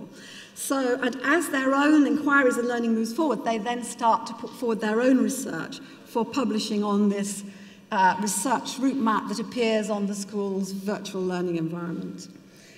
Staff are able to choose. There's always a degree of choice from a very varied programme in the context of the school's very specific innovation goals and projects. Here too, they're not expected to do it all themselves. Specialist expertise is valued. The senior leadership team of the school forensically research what are the professional learning needs of the staff and the academic and other and affective and well-being learning needs of the pupils, and they go out to research from local universities and local companies and other colleagues in other schools in the area where they can best draw that specialist expertise. And they don't just take anybody's word for it. They don't just go, who knows about engineering, put your hand up and share, as happens in many schools in my country. They do research whether that expertise really is of the depth likely to serve the needs of their very challenging pupils. But pupil voice and staff voice have a very strong presence in driving innovation in this school. Now, that's an example of a school that is both innovative but also embodies what we know from systematic reviews of research about support for continuing professional development and learning for teachers that's linked to positive outcomes for pupils. We know that it's always essential to have some specialist expertise, and that expertise needs to be underpinned by good evidence about how it works and why it works. That we know that there's always quite small amounts of specialist expertise, you need it, and rather bigger amounts of peer support, collaborative, disciplined, structured, inquiry-based learning between teachers, rooted in evidence from experiments with new approaches. Interestingly, the research reviews tell us that if teachers simply involved in reflective practice about the status quo, if they're involved simply in professional conversations that aren't about anything new, nothing moves forward. They use pupil aspirations as a starting point, they develop theory and practice side by side, they work through inquiry, and they're proactive. They take responsibility for their own learning, and this is all modelled and recognised by leaders. I finish with a quick metaphor. In our country, we have a saying, what is sauce for the goose is sauce for the gander. That something that works in one context can work in another. There is a leaflet on our website that sets out this evidence. And what I'm saying in sum is that if we want our schools to be designed for curriculum innovation and school innovation, we need a curriculum and a pedagogy for our teachers and our leaders too. Thank you very much indeed. Shukran. Thank you, Ms. Filba. Now we come back close to home with Sheikh Hind Al-Mualla, Chief of Engagement, Knowledge and Human Development Authority. She will be talking about implementing education and innovation in the UAE. Hind is the chief, as I said, she's the Chief of Engagement in the authority, Dubai Knowledge and Human Development Authority. And also she's responsible for all the communication channels, including media, marketing, and social media. Before joining the authority, Hind served in various educational organizations, including Al-Mualla Secondary School, Sharjah Higher Colleges of Technology, and His Highness Sheikh Mohammed IT Education Project. She holds postgraduate degree in education and multimedia from the UK. So please, Hind, the floor is yours. شكرا دكتور. السلام عليكم ورحمة الله وبركاته. Good morning everybody. يشرفني اليوم تواجدي مع. It is an honor to be amongst professionals in the educational sector, and I hope that we can discuss in an effective manner the subject. As to the path of innovation, you notice on the slide there is a symbol on the screen. This is my business card. If you are interested, we can communicate together. If you would like to know any further information about the data that I will be speaking about at the moment, I shall start with a question. Dr. Taysir and Dr. Philippa has answered this question. Dr. Taysir has said there are unconventional solutions, and Dr. Philippa said that we should really improve our daily work. What do we need in the educational sector? This is important.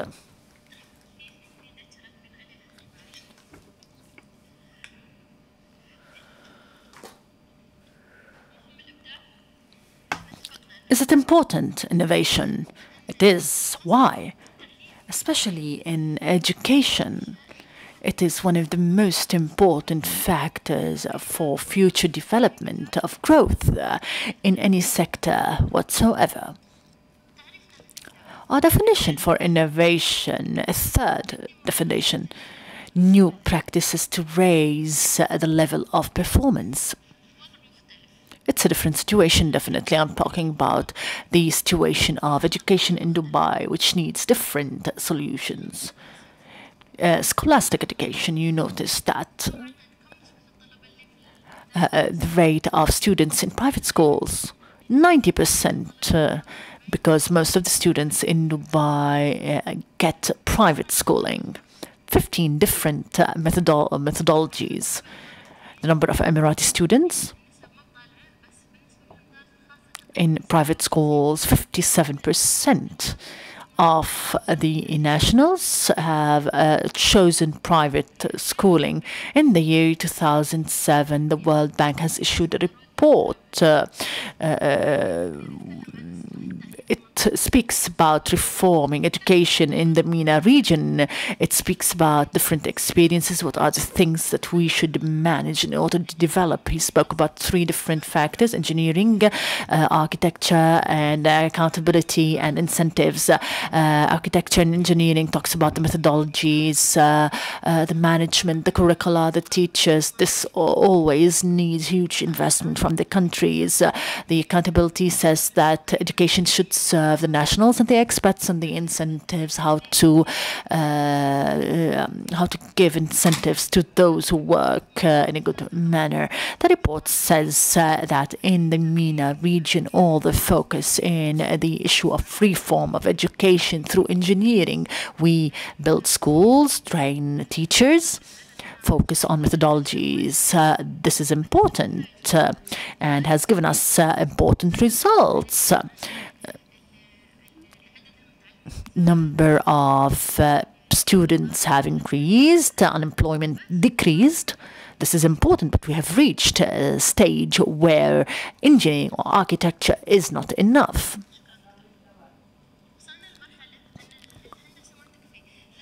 It is not enough. We should look at other issues. We are in the era of knowledge. Knowledge should be the path in order to develop in this sector. As for the private education in Dubai, what are the things that we consider new methods that weren't there in the past?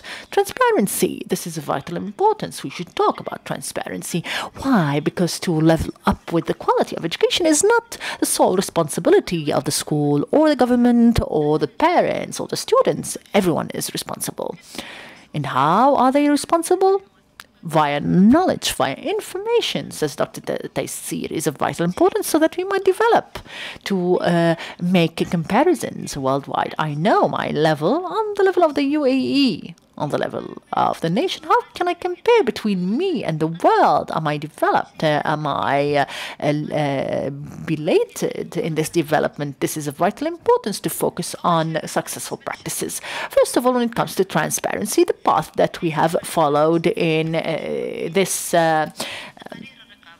Knowledge and Human Development Authority, the report of monitoring is of vital importance, enters into school and evaluates the methodology, the health, the Arabic language, the Islamic religion, the people of special needs. All these reports should be within the reach of everyone, the parents, the teachers, the scholars, the decision makers, so that they know what is going on in the educational field.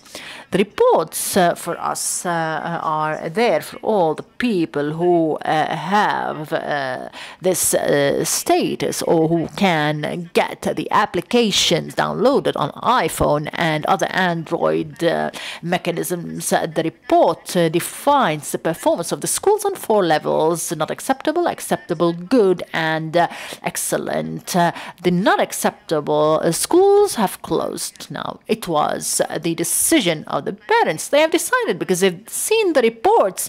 They have seen that the children are getting unacceptable methodology. I have seen the censorship. I have seen that this school is good, the other is not, and so on. But on the local level, what about the worldwide level, global level? How can I reach the global level? Dubai has entered into global evaluations to define the level of mathematics and sciences. In the year 2007, it was the only emirate in the UAE. Every 4 years, this reiterates. 2007, 2011. This has given us really an opportunity to compare had there been a result or not. Incentives. We are talking about incentives. can schools increase their fees? Of course, before that, this wasn't really linked to performance, but now it is, and it is really linked to the indicator of the cost of education. We have implemented several unconventional ways to level up with the performance of education. Look at the results. The chart says the results from 2008 2009, the results of the school. The green color are the excellent schools, blue good schools, gray acceptable schools, red unacceptable schools. And through these 5 years, you notice that the red color has decreased. The number of students who are in unacceptable schools have transferred to acceptable and good schools, and so on. As for the results of the international evaluations, the results of the evaluations, as you notice, from the 4th grade to the 8th grade in the year 2007 and 2011.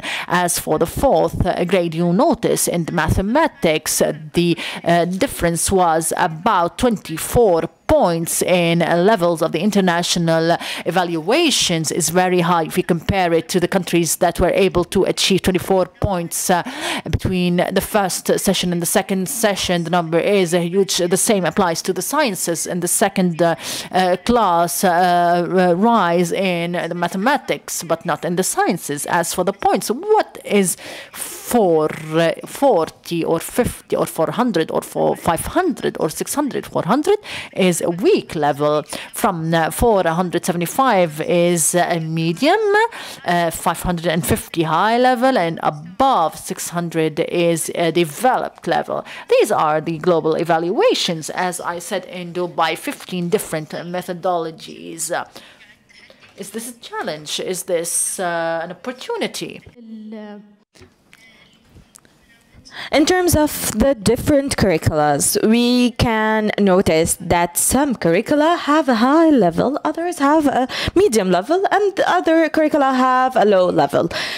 This also applies to mathematics and sciences in the 4th and 2nd grade.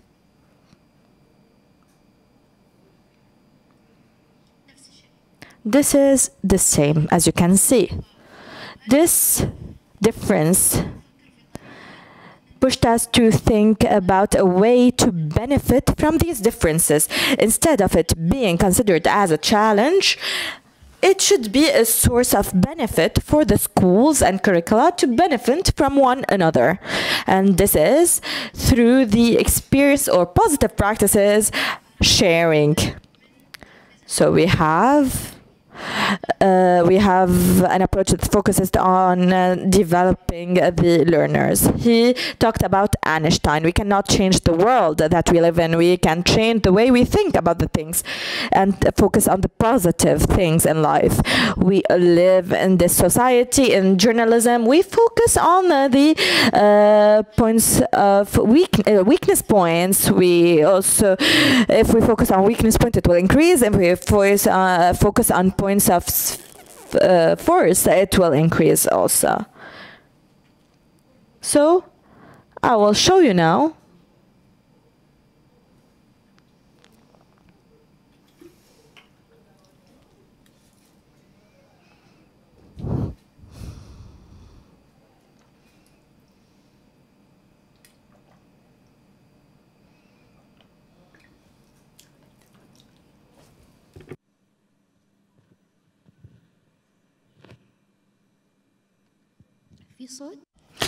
Can you hear this? The sound? Is it clear?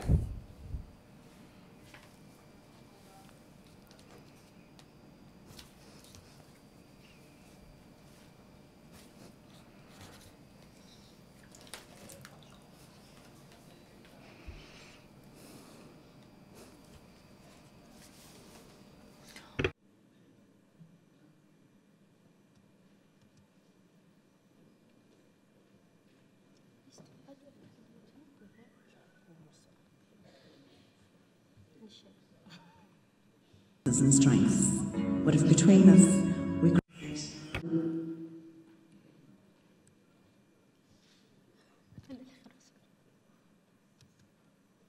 alignment of weaknesses became irrelevant.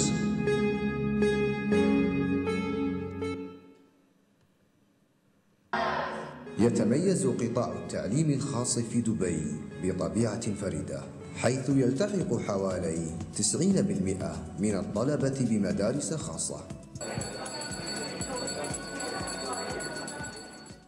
Literature transmits experience from generation to generation. Technology lifts literature off the page.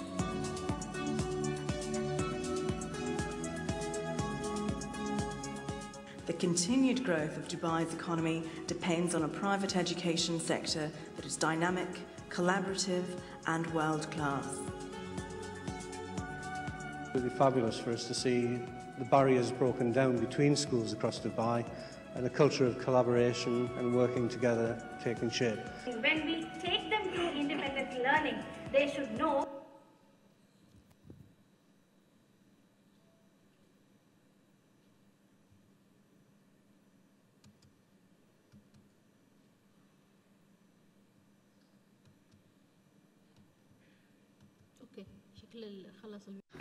It seems that the video has stopped. You can find it on YouTube. It's the channel is What Works UAE, and you can watch on it all the courses presented. Dr. Taysir spoke about the difference. And we talked also about the innovation in schools, and now we tried to give you the story of our Emirates. Thank you very much for listening. Shukran, Hind. Thank you, Hind. Open the floor for discussion. I have few. No, I'm fine. I have a question.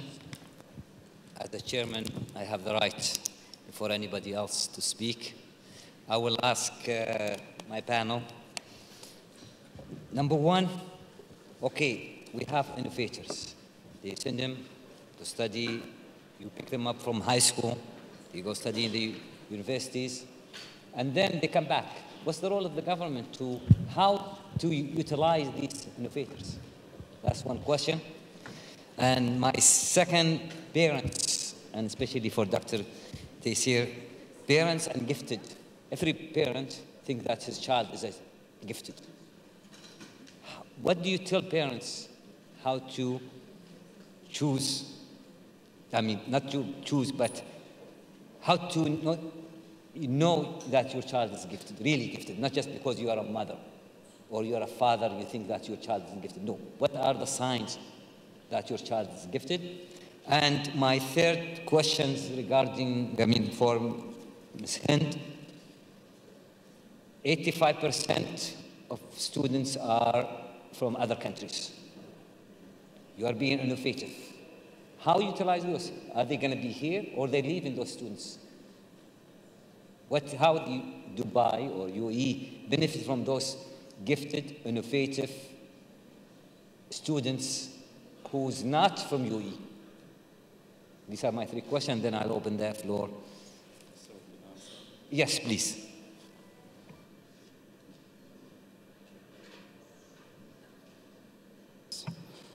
I will answer the first question when we talk about innovators, when they finish and they conclude their academic life.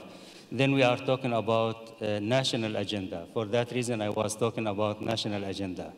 Because when you have a national agenda, then you know these outcomes of your academic institutions will feed the industry, will feed all sectors of the government. So السؤال الأول هو الحل في أجندة وطنية. هاي الأجندة. So the first solution is through a national agenda. All of these outcomes will lead to the productive economic sectors. Identify them. We identify them based on what we call multiple criteria identification process, which means we use different tools, we use different methods in order to identify and screen them. We start with screening and we end with identification. In Arabic, I can say هي عبارة عن آلية تشخيص متعددة المعايير. It is a multi-criteria process based on criteria related to academical achievement, innovation, and related also to performance.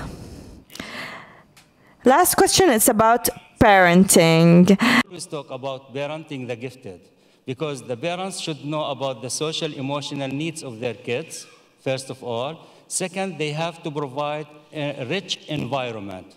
When we talk about rich environment, means it is full of stimuli where the students can find the right answers, they can find the right guidance, the parents play a model role. So I repeat in Arabic, just very brief. بالنسبة للأهل for the parents, they are considered to be as modeled for their kids. Anything done by the parents reflects on the behavioral aspect of the kids. So we have this. Also, the kids also need a rich environment, rich cultural environment that invests in our culture, in our values, in our direction, especially the future ones. Their criterias are many. They are adventure takers, they are well-rounded, they have multiple interests, they have language skills, they read, they hate authority, they have a high level of confidence and independence. Thank you. Hind. Thank you, doctor. This is a very important question. Not 85, even 88% of the students in Dubai are foreigners. How can we benefit from them? First of all, not all of them leave the country because 57% of them study in private schools. Secondly, the Knowledge and Human Development Authority in Dubai focuses on higher education, especially in free zones and branch universities. They use a process that is really innovative in evaluating the quality of these students. Some of them stay here, some of them go back, but we benefit from them. There. First question from the audience.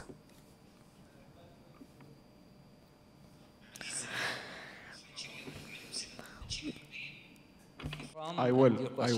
Thank you. Okay. Dr. Qasib al-Shamaq. Dr. Qasib al-Shamaq, UAE University. I would like to thank the three speakers for having participated in this very important subject, which is innovation. I think that this is the new culture that needs to be adopted in our schools. And we should also focus on the culture of innovation and its concept, because the practices on the practical level shows that I am interested in the best package possible. I can understand what are the things that led to this, or I can understand it in the good way, but I can get an innovative outcome. My question is the following. It is addressed to the Knowledge and Human Development Authority. I have here an analysis for the outcomes. For example, the mathematics. If I compare between Abu Dhabi and Dubai, in Dubai the performance is better in 2007, 2011. I notice that on the level of advanced and high level, this is related to innovation, of course. Dubai in the 4th grade had 2% in 2007, and in 2011 this percentage increased to 5%, and this has indications, positive indications of course. And in the grade 8, 3% in 2007 increased in 2011. But this has no indication, and this is worrying in Abu Dhabi. Maybe with the age, we stir far from innovation. And what are the problems that we can face and adjust in order to nurture our innovation, our schools? Thank you, Doctor. Your question is very important, and it is spot on. We noticed this in our reports. Of course, I did not enter into details. We have much more details in the reports mentioned and published on our website. So we are trying to nurture innovation through our last approach. We have, there's variety in the results from different schools and how they deal with these results. And as you can see in the film, we screened, we had different experiences. One comment, Doctor. Innovation does not decrease with age. This is my first comment. My second comment is the following. If you want to improve the level of education and quality of education in the UAE, it needs to be a holistic approach, which means that we have activities that nurture the thinking approaches and a curriculum. Why? Because the curriculum is related to the maximization of potential for the regular students. But as for the innovative students, it is the percentage is different from a class to another class. We cannot accept the same percentage to be in all the classes. So we need to have curriculums that are complementary. Also, we need to support in the applied or implemented curriculum.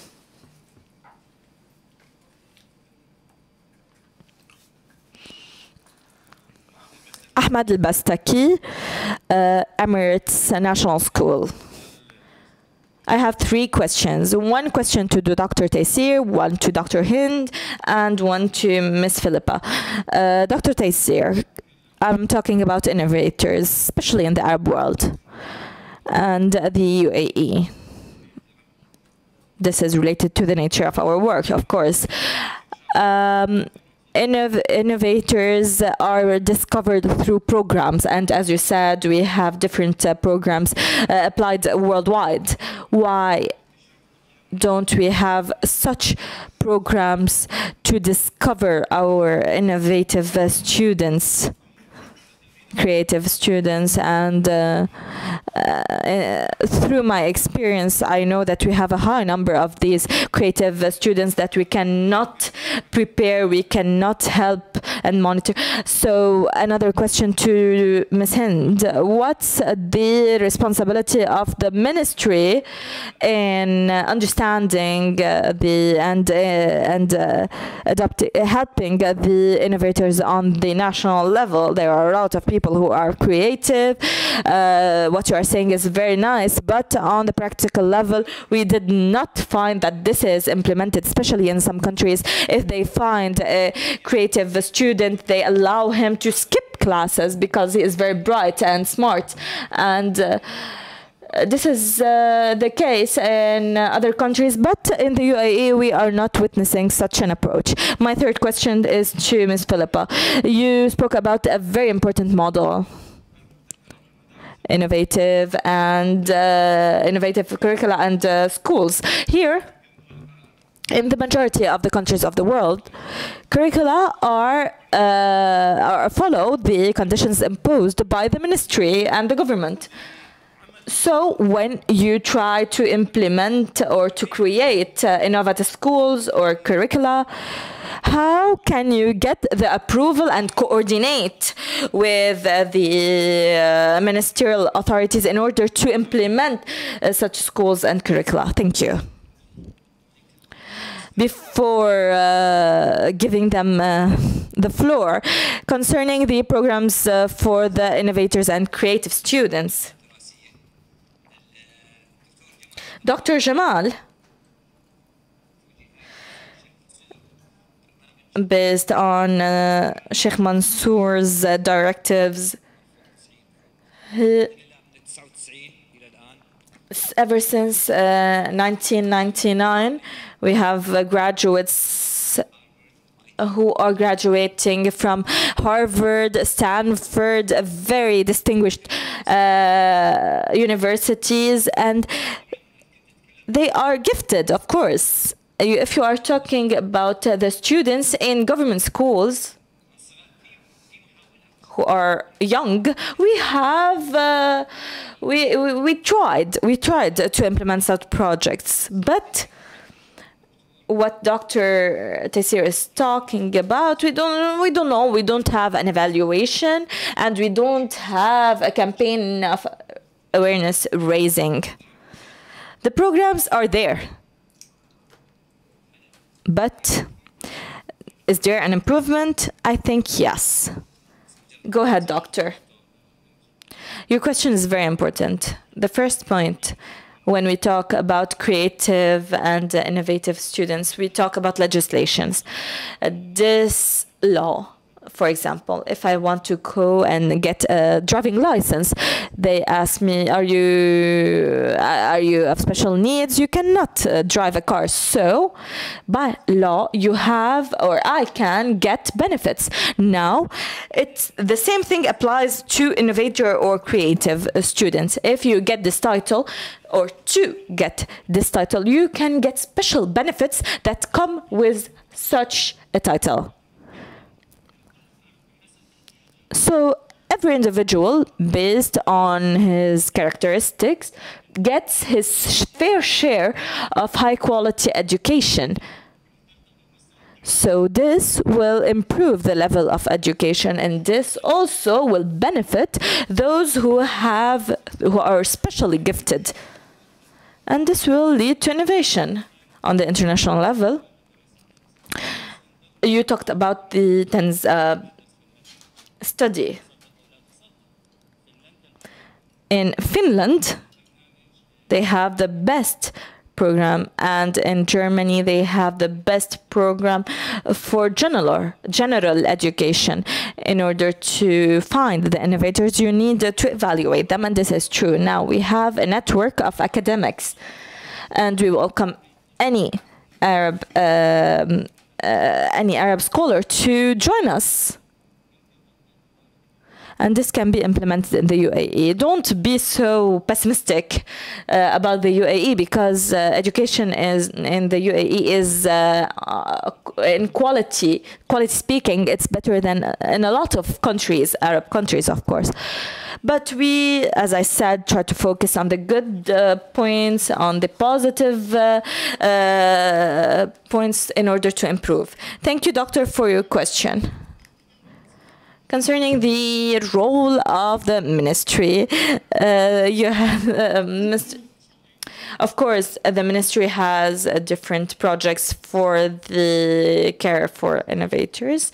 Also, they have Fulbright, and this is very important. But as for the Knowledge and Human Development Authority and how it focuses on innovators, it is as we focus on special needs, because we need evaluation, we monitor them on the school level, and this is how we define those with special needs. Either they have problems, or they are innovator, they are gifted, and based on this evaluation on the school level, we can know which projects to direct.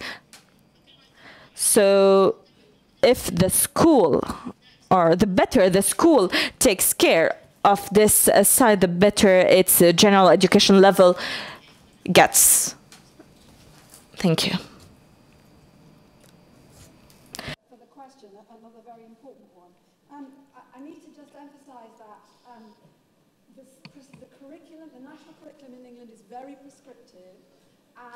Children's learning is tested. Oh, sorry. I need to emphasize, thank you for the question. I need to emphasize that the curriculum in England at the time of this research was very, very prescriptive. It's just being reviewed at the moment, but highly prescriptive and very closely marked. Children's learning is tested in considerable depth in the second year of primary school, at the end of primary school, mid-secondary school, and at the end of secondary school. And all of the results are published for every school, completely transparent. Many schools will say to you in England, we couldn't possibly do what Wroxham and Kenton School do because they feel oppressed by prescription. And what we have done, I think, that has been helpful, it's partly a government answer, it's partly a university answer. What's been very important has been the possibility of doing international systematic reviews of all of the research comprehensively about what's known from around the world, and that we've been able to do those reviews and meta-analyses of effect sizes much more powerfully because of what technology has brought to that. And so we are able to challenge everybody about the art of the possible. And the investment, serious investment for a period in research into the quality of teaching, learning and the curriculum was able to identify schools that, notwithstanding lots of constraints, were still able to pursue innovation, curriculum innovation, and innovation in teaching and learning. And key, I would say, to most of those examples has been something I think we haven't talked about much yet, and that is responsibility. That one of the ways these schools enrich the learning for the most able is to give everybody in the school responsibility and a stake in designing the curriculum and the teaching and learning processes, and to give those who are most able the opportunity to embed and enrich and deepen their learning by helping to support the learning of other students. There really is nothing like learning to teach something to learn how to engage with it in depth. So I think responsibility and research and celebrating the stories of success have equal parts to play in this. Thank you. One here, and then the lady, and then I'll take in the back. Please, everybody in the morning.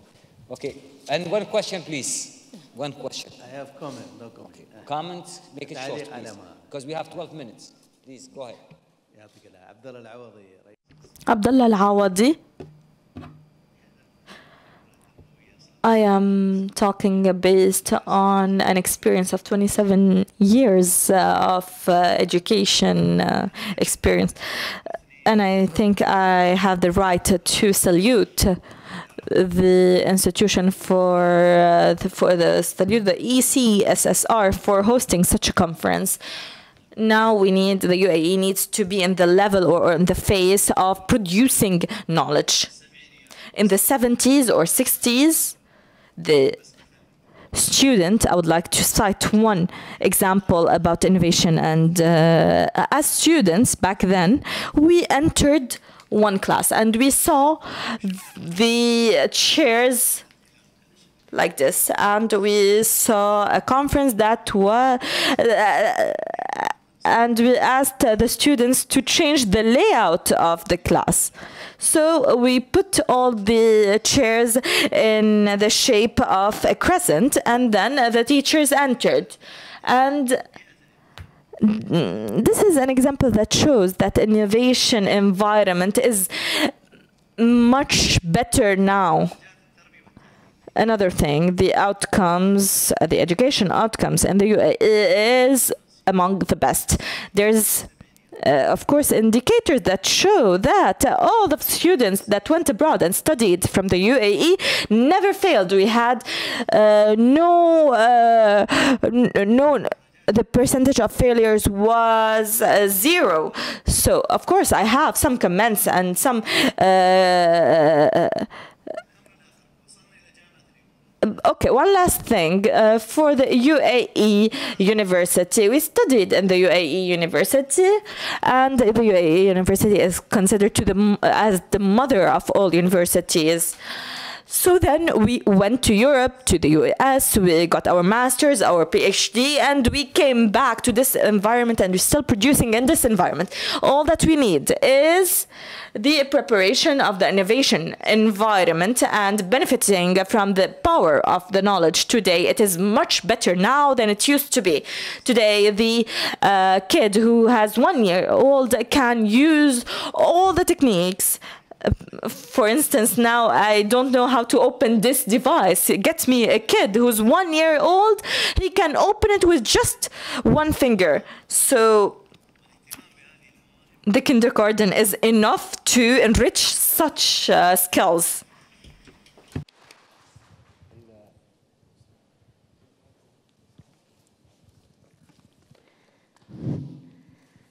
In the name of God Almighty, the most gracious, the most merciful, Dr. Khulud al-Mansouri.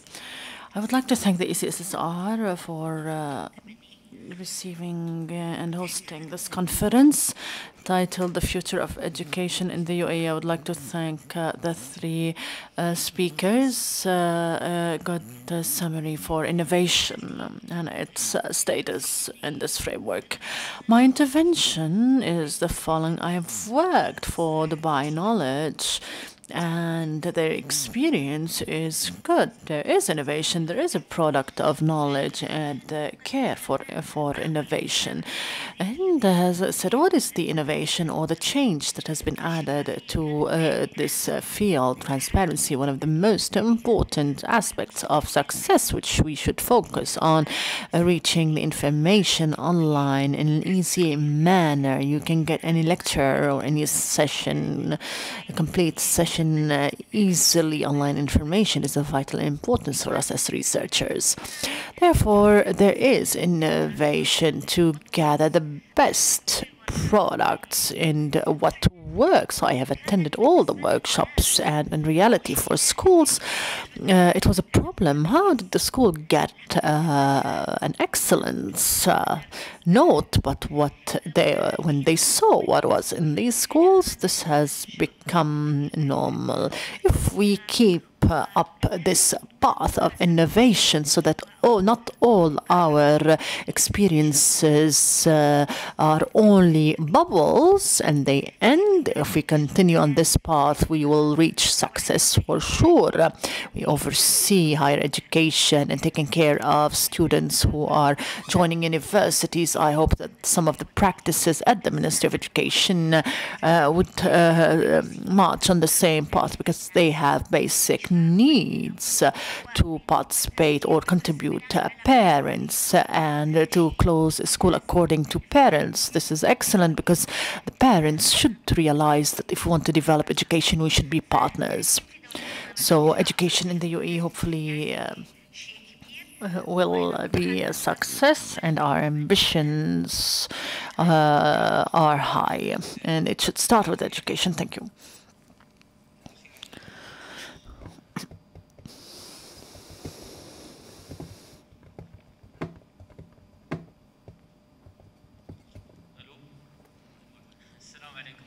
Assalamu alaikum. Peace be upon you all. Dr. Hamid Al-Niyadi from investment group Abu Dhabi. We have studied in the UK, USA, and the UAE. My question is for Hind Al-Mahalla and Mrs. Philippa. Dr. Hind has said that the number of private schools are more than governmental schools. What is the reason behind that? Have you found the problem? And why our sons and daughters are resorting to private schools? We have all the capabilities in the country. We are developing the best programs, the best buildings. As you see in Abu Dhabi, we have the best schools, governmental schools. But why? Our sons and daughters are resorting to private schools. This is a very important question, but this is out of the context of the session. She has no problem to answer this question. I wish she would. Thank you, Dr. Hamid, for your question. As for the number of 88% of students are in private schools. Number of private schools in Dubai is 350 schools, and other schools will be opening soon. The reason behind that, first of all, those who are in private schools are not only nationals, according to the need of the Emirate itself. Some of the expats need education. Governmental education are there only for nationals and nothing else, so they meet certain needs. Nationals resorting to private education. We have asked the same question at the Knowledge Committee. All answers were hypothetical. Why are they resorting to private schools and private education? We had a report, and we have there are different reasons, language and others, but If you visit the website, we have 2 reports about this subject, not only one. You can read them. Thank you. Last question.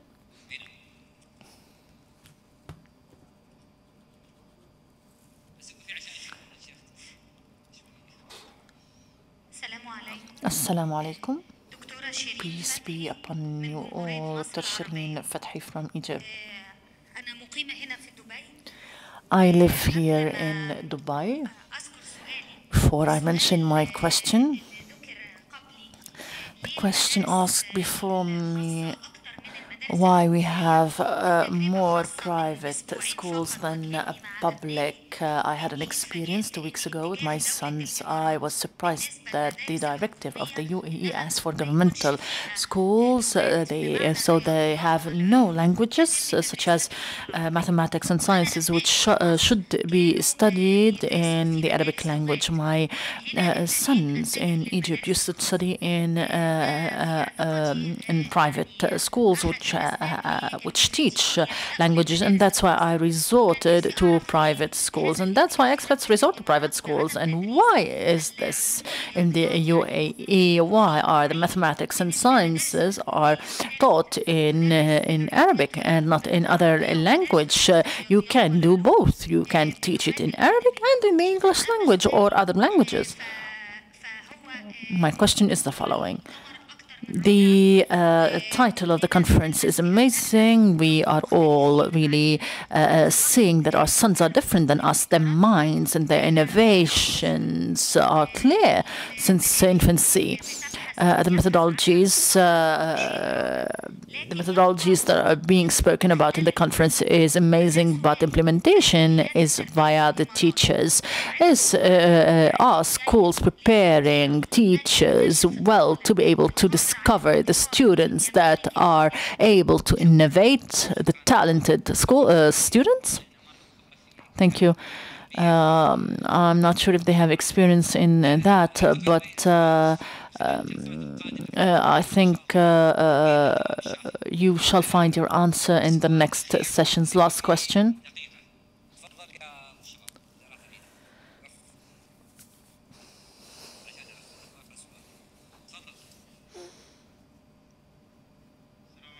Assalamu alaikum. Thank you for the subjects. My name is Abdullah Al-Mahri from the Department of Development in ATCO. As for innovation and creativity for students in the educational sector, you've spoken about that, but what is the role demanded by the private sector, and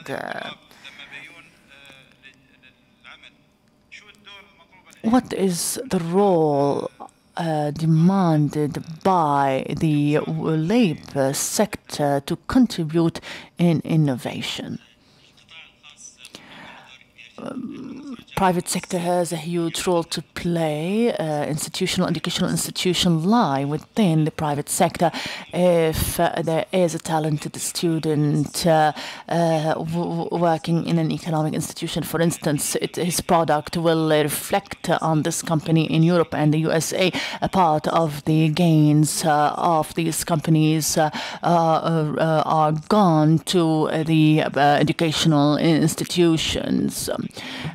It is known, let's say, that 1% of the revenues of this bank, for instance, is being invested in one of the educational institutions, and this is known. The outcomes of the Ministry of Education at the end of the day is at work. So now we are heading towards a different path, which is being called by educators all over the world. If you are thinking of a professional or a future profession, and at a later stage, you should think of it from now.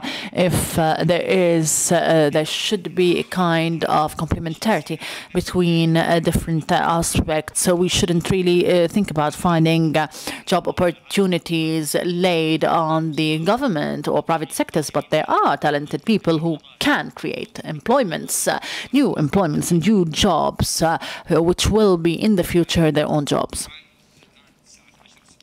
It is 12:46. Thank you very much for your presence at the end of the session. Thank you, Dr. Taysir Subhi Yamin. He's the General Director of International Center for Innovation in Education.